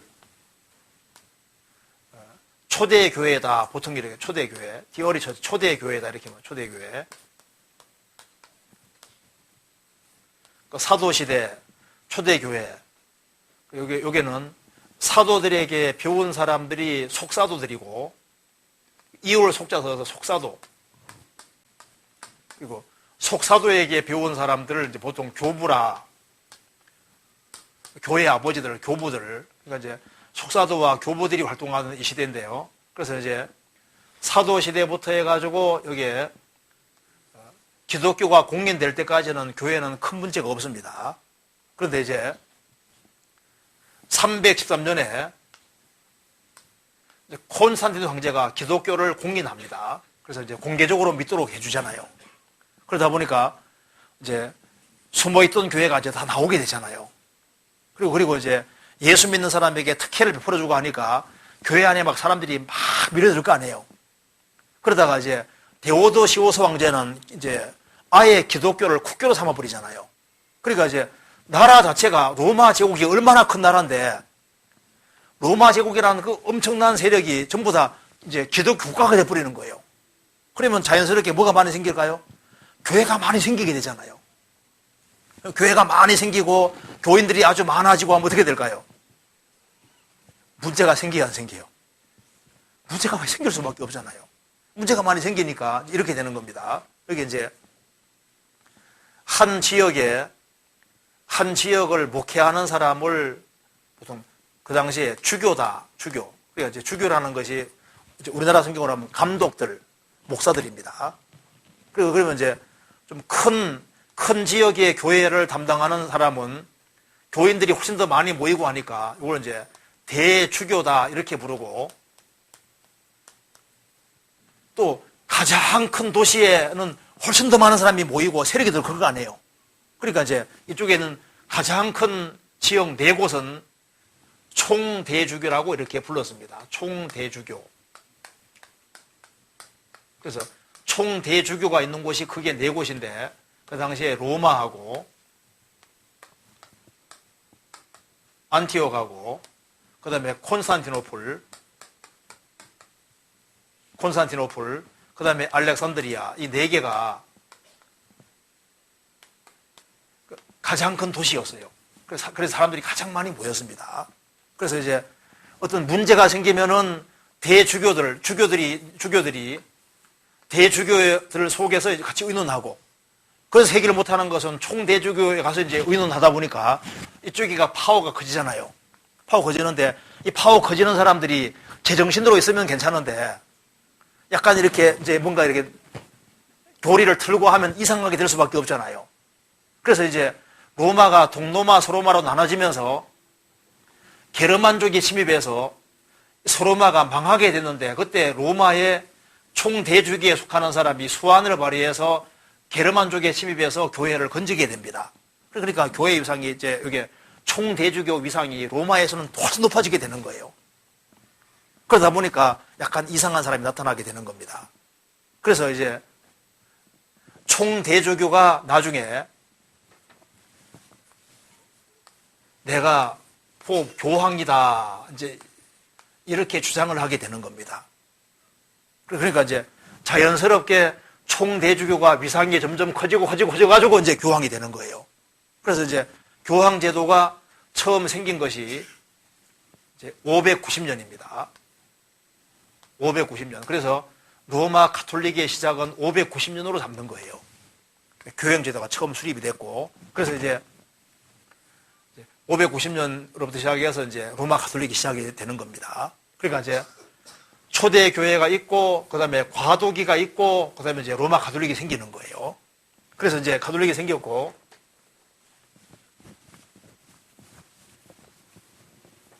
그럼 여기에 요 300년에서 요 500년 요 사이에 중요한 사람 하나가 살았는데, 그 사람이 아우구스티누스라는 사람입니다. 어거스틴. 근데 이 아우구스티누스가 살았는데, 이 사람이 초대교회의 모든 것을 다 종합해서 아주 엄청난 저작을 남겼습니다. 그래서 이제 이 사람은 이렇게 보면은 개신교도고, 이렇게 보면 가톨릭교도 비슷한 거예요. 그렇기 때문에 개신교도도 좋아하고 가톨릭도 좋아하는 사람이 이 사람인 거예요. 그런데 이제 이 아우구스티누스는 연옥이 있을 줄도 모른다, 이 얘기를 하지 말아야 되는데, 대가가금을 하면 이제 문제가 생기는 거예요. 연옥이 있을 줄도 모른다. 그런데 이제 중세로 들어가면 연옥이 있다, 이렇게 나가는 겁니다. 그리고 이제 교회가 과도기 흑면서 잘못된 것들이 많이 들어와서 이제 가톨릭 교회가 생기게 되는 거예요. 일단 그래서 개요만 좀 말씀드리겠습니다. 그래서 이제 이 속에서 이제 천국은 주님 공로로 피로만 가는 것이 아니고, 이제 인간의 선행이 덧붙여야 되는 것처럼도 가르치기도 하고, 연옥도 들어오고, 그 다음에 이제 신부들을 결혼하는 것도 맞고, 이 모든 게 이제 이 속에서 생기는 겁니다. 그러다가 이제 1517년 되면은 이 가톨릭의 신부로 있던 루터라는 사람이 종교개혁을 하게 되는데요. 루터가 가톨릭 신부였습니다. 그리고 대학자입니다. 근데 이제 루터가 자기 구원 문제로 굉장히 고민을 하다가 1517년에 구원을 받아요. 구원을 받고 난 다음에 초대교회 저작을 보니까 자기가 믿어왔던 것이 중세 가톨릭에서 믿는 것은 이건 옳지 않고 초대교회 때부터 믿어온 것을 자기가 깨달은 걸 확실히 알게 되는 겁니다. 그래서 종교개혁은 뭐냐면 초대교회로 돌아가자. 그러니까 예수님 오신 때부터 300년까지 있는 초대교회로 돌아가자 하는 운동이 종교개혁인 거예요. 그래서 종교개혁 때 누가 나오냐면 루터가 나오고, 그 다음에 칼빈이 나옵니다. 칼빈이 나오고, 그 다음에 디 앵글리칸 처치, 영국 성공회가 나옵니다. 영국 성공회가 나오고, 그 다음에 아나 베프티스트 해가지고 제세례파가 나옵니다. 그러니까 이제 종교개혁 때 루터가 나오고, 루터주의, 또 칼빈주의, 디 앵글리칸 처치, 영국 성공회, 그리고 아나 베프티스트, 재침례파, 재세례파 나오는데 이쪽을 가리켜서 이제 개신교다 이렇게 말하는데요. 사실은 개신교가 초대 교회 가르침하고 천국 가는 모든 문제에서 근본 일치하기 때문에 이것을 가리켜서 오스독시다, 정통이다 이렇게 말하는 겁니다. 천국 가는 핵심이 똑같아 그 말입니다. 그래서 이제 초대 교회나 종교 개혁이나 천국 가는 핵심 가르침은 주님의 공로를 믿음으로만 가는 게 확실한 거니까 그 핵심이 똑같은 그것을 가르쳐서 이제 정통이다 이렇게 말하는 거예요.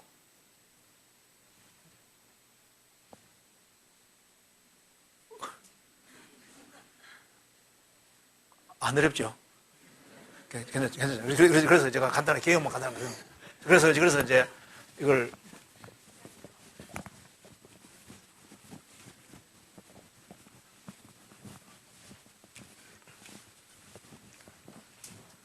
그래서 이제 이게 이제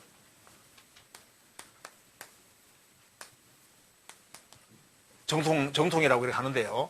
그런데 여기에서 이제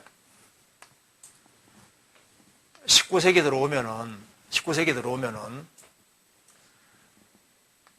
이게 이제 자유주의 신학이 들어오는데요. 자유주의 신학.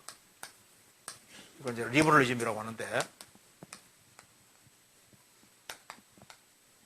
이제 이게 이제 정통하고 자유주의 신학의 차이가 뭐냐 하면은 정통에서는 성경을 문자 그대로 하나님 말씀으로 믿잖아요. 그리고 하나님은 거룩하신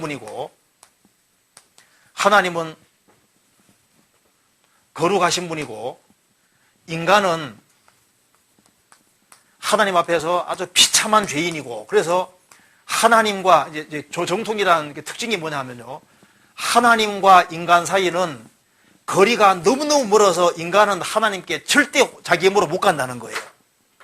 그렇기 때문에 이 사이를 메꾸는 것은 뭐냐? 메꾸는 것은 오직 예수님의 피공로밖에 없고 예수님의 완전한 공로, 인간 공로가 아닌 예수님의 완전한 피공로, 복음 이것에 의해서만 청구할 수 있다고 가르치는 게 정통의 특징이거든요. 근데 이제 자유주의는 특징이 뭐냐 하면요. 이게 이제 독일 중심으로 많이 나타났는데 요 특징은 일단 성경은 하나님 말씀이 아니고 인간 저작들이 모여진 인간들이 만든 책에 불과하고 그리고 하나님은 하나님의 선하심을 강조하는 게 아니라 하나님은 사랑이시라는 걸 강조하고 그리고 인간은 그렇게 나쁜 존재가 아니라는 거예요.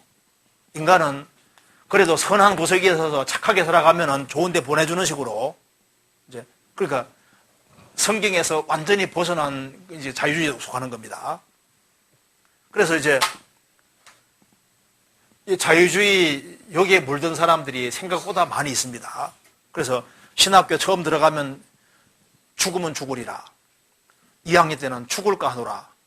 3학년 되면 죽긴 내가 왜 죽어? 완전 믿다가 있지 않습니까? 완전 반대로 되는 사람도 많거든요. 이제 자유주의 신학 아주 배우는 사람은요, 완전히 잘못돼 버리는 거예요. 그래서 이제 이 자유주의에 대해서 이제 반개 들고 나온 사람이 이게 이제 네오 오스독시라고 하는데요. 신정통이라고. 신정통.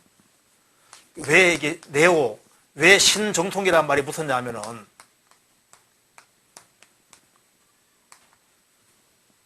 이거는 이제 신이라는 말이 붙은 이유는 정통은 정통인데 그 정통이라는 것은 하나님이 거룩하시고 인간은 완전히 죄투성이기 때문에 인간과 하나님 사이는 메꿀 수 있는 공간이 없기 때문에 예수님 공로로만 천국 간다고 하는 이건 똑같은데 왜 네오가 뭐냐 하면은 성경이 불완전한 책이라고는 받아들이는 거예요.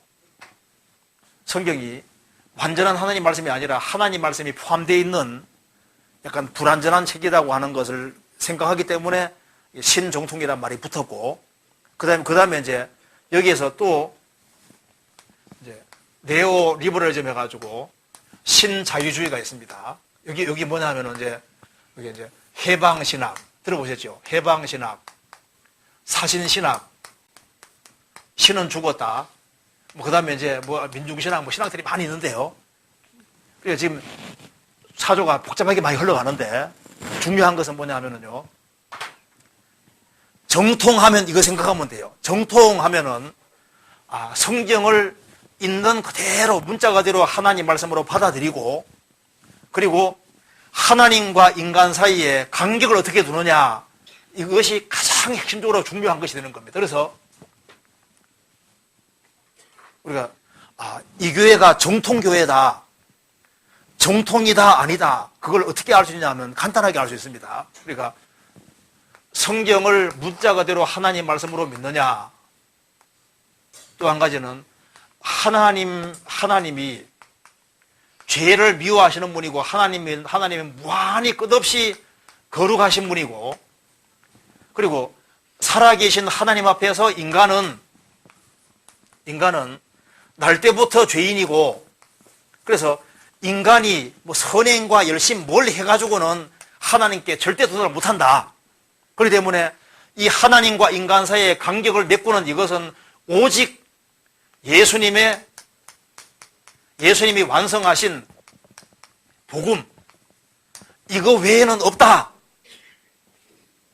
이것이 확실할 때 보통 정통이다 이렇게 말하는 거예요. 그래서 이제 우리나라 개신교 교회에 보면 이제 장로교, 감리교, 성결교, 침례교 이런 교회들이 있지 않습니까? 이런 교회를 왜 정통이라고 하냐면은 이 부분에 있어서 확실하다고 말이에요. 이 부분에 있어서. 그런데 이제 정통 중에서도 이제 이렇게 갈라지는 겁니다. 하나는 이제 교리주의, 하나는 신비주의 이렇게 갈라지는데 교리적으로 정통인 데서는 똑같이 다 얘기해줘요. 복음을 이제 수박으로 치면은 수박은 동그랗게 생겼습니다. 자르면 맛있습니다. 이렇게 알려주거든요. 그래서 이제 수박에 대해서 많이 들었는데 들은 거하고 수박 먹어본 거 다르잖아요. 그렇죠? 성경은 교리주의를 말하는 게 아니라 이 교리가 이론으로 끝나지 말고 정말 너의 것이 되어야 된다. 그러니까 이제 정통이라고 말은 하지만은 정통의 교리가 내 속에 믿어져야 되는 거예요. 그래서 성경은 교리주의가 아니라 교리가 내 것이 되도록 하는 거거든요. 그러니까 신비주의는 뭐냐 하면은 체험을 강조하는 교회입니다. 우리나라에 체험 강조하는 교회가 많잖아요. 그래서 이제 수박을 먹어야 되는데 참외나 오이나 사과 같은 것을 이제 먹었습니다. 그래서 이제 뭘 먹었냐 물어보면요. 신앙 체험이 많은 거예요. 기도했는데 불이 샥 지나가고, 병도 나아버리고, 이제 이상한 체험들을 많이 하잖아요. 그래서 다양한 여러 체험들이 물론 좋은 체험일 수 있지만은 그게 충과는 체험은 아니잖아요. 그래서 성경에서는 뭘 말하냐면은 뭘 먹어야 되느냐? 수박 먹는 것처럼 복음을 먹어야 된다, 복음을. 그래서 성경은 교리주의도 아니고 신비주의도 아니고 복음의 교리가 성령의 도우심으로 확실하게 믿어져야 되는데 그게 확실하게 믿어져야만 충분할 수 있잖아요. 그래서 지금 교리적으로 정통인 교회들이 많이 있지 않습니까? 있는데 중요한 것은 그 복음 교리가 믿어서 내 것이 되는데 여기 중요한 거예요. 그래서 예수님에 대해서 아는 거하고 예수님이 내 속에 들어오는 건 다른 문제잖아요. 그렇잖아요. 자, 그래서 여기에 이제 교회의 흐름을 제가 간단하게 말씀드렸는데 나중에 귀에 쓰면은 교회사에 대해서 한번 자세하게 배우면 좋겠고요. 지금은 우리가 가르치는 바 자체가 성경의 핵심하고 정확히 일치합니다. 그리고 이제 사람들이 이제 우리 교회를 이제 싫어하는 이유 중에 하나가요.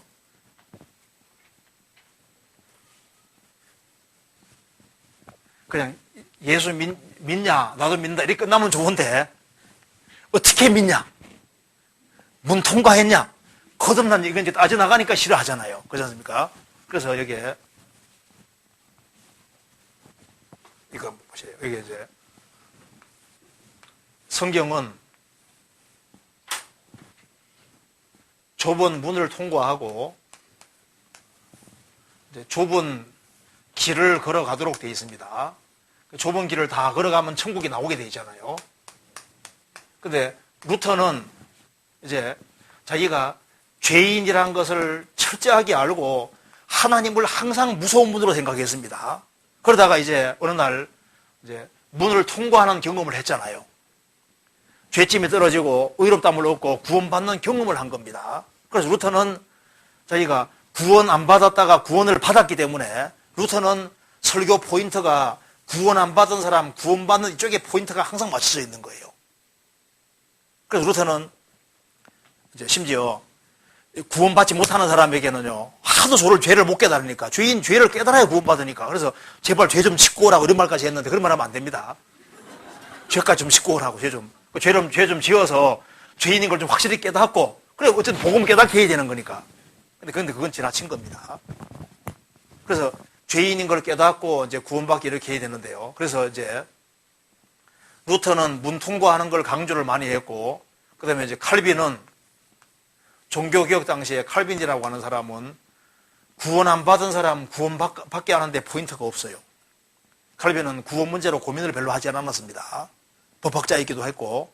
그래서 그렇기 때문에 칼빈은 이제 구원받은 사람이 어떻게 하면은 가톨릭으로 안 돌아가고 좁은 길을 걸어가서 하나님께 영광 돌리는 이쪽에 포인트가 많이 맞춰져 있거든요. 그래서 칼빈이 쓴 대표적인 책이 인스티튜트라고 하는 책인데요. 그 기독교 강요라는 책인데,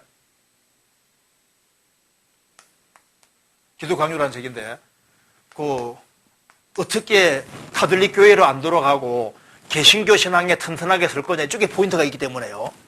그리고 칼빈은 구원받은 사람이 하나님께 영광 돌리는 이쪽에 포인트가 맞춰져 있는 거예요. 그런데 종교개혁기에는 구원 안 받은 사람 구원받게 하고 구원받은 사람 좁은 길을 걷게 하니까 이게 딱 맞지 않습니까? 그런데 세월이 흘러가면서 루터는 더 유로초주의로 가고 칼빈은 칼빈주의로 가니까 칼빈주의 쪽에서 이제 장로교가 나오는 겁니다. 그래서 침례교는 구원 안 받은 사람 구원받는 것도 강조하고 구원받은 사람이 좁은 길을 걸어가는 것 동시에 강조하는 게 특징이 있어요. 그리고 이제 과거에는 미국에 있는 침례교도 구원 안 받은 사람 구원받는 걸 꼬치꼬치 따졌거든요.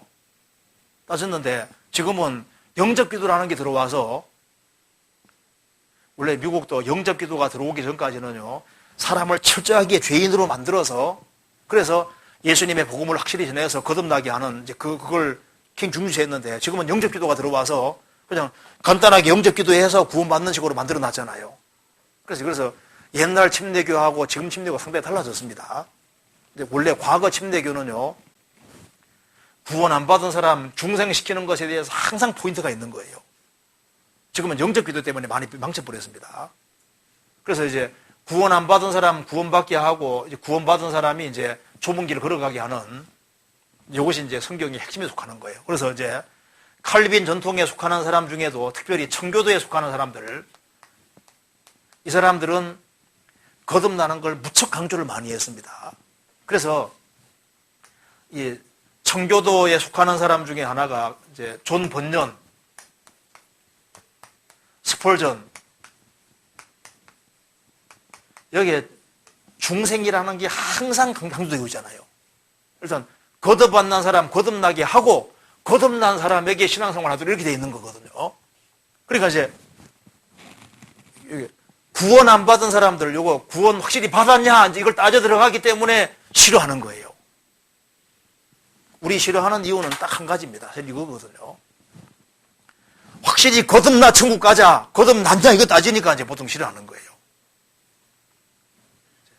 근데 그거 외에는 만일 우리가 거듭나는 걸 강조 안 하면요, 아무 반대받을 이유가 없어요.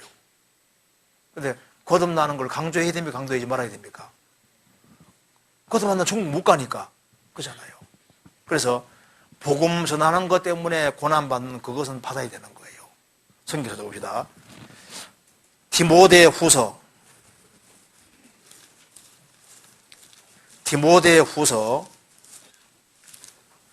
1장 보시겠습니다. 1장 8절 같이 읽어보겠습니다. 그러므로 내가 우리 주의 증거와 또는 주를 위하여 갇힌 자 된 나를 부끄러워 말고 오직 하나님의 능력을 좇아 복음과 함께 고난을 받으라. 고난 받을 때 여호와 증인처럼 뭐 지옥이 없다고 주장한다든가 삼일체가 아니라고 주장한다든가 엉뚱한 얘기해서 고난 받는 말고 복음 전하는 속에서 고난 받아야 복음과 함께 고난 받으라 했거든요. 영혼을 건지는 그 속에서 고난 받아야 되는 거예요. 그렇잖아요. 성경 데살로니가 전서 1장 보시겠습니다. 1장 4절 하나님의 사랑하심을 받은 형제들아 너희를 택하심을 아노라. 이는 우리 복음이 말로만 너희에게 이른 것이 아니라 오직 능력과 성령과 큰 확신으로 된 것이니 복음이 말로만 끝나면 교리인데 말로만이 아니라 오직 능력과 성령과 큰 확신으로 된 것이니 복음으로 사람이 탄생하는 겁니다. 고린도전서 4장 보시겠습니다.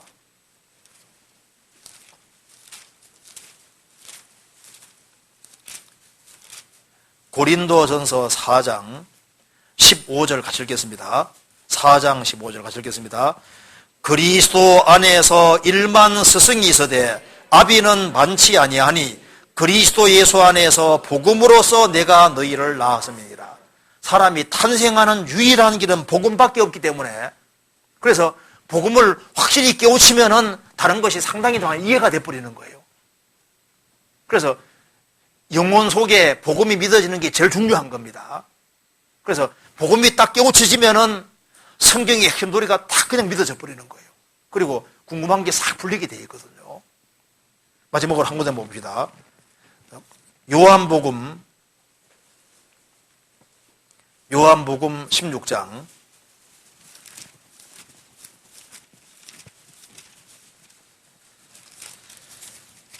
16장 23절 같이 읽겠습니다. 16장 23절 같이 읽겠습니다. 그날에는 너희가 아무것도 내게 묻지 아니하리라. 내가 진실로 너희에게 이르노니 너희가 무엇이든지 내 아버지께 구하는 것을 내 이름으로 주시리라. 그날에는 너희가 아무것도 묻지 아니하리라. 내게 묻지 아니하리라. 그날이 언제입니까? 구원받는 날, 성령을 받는 날, 복음 깨우친 날.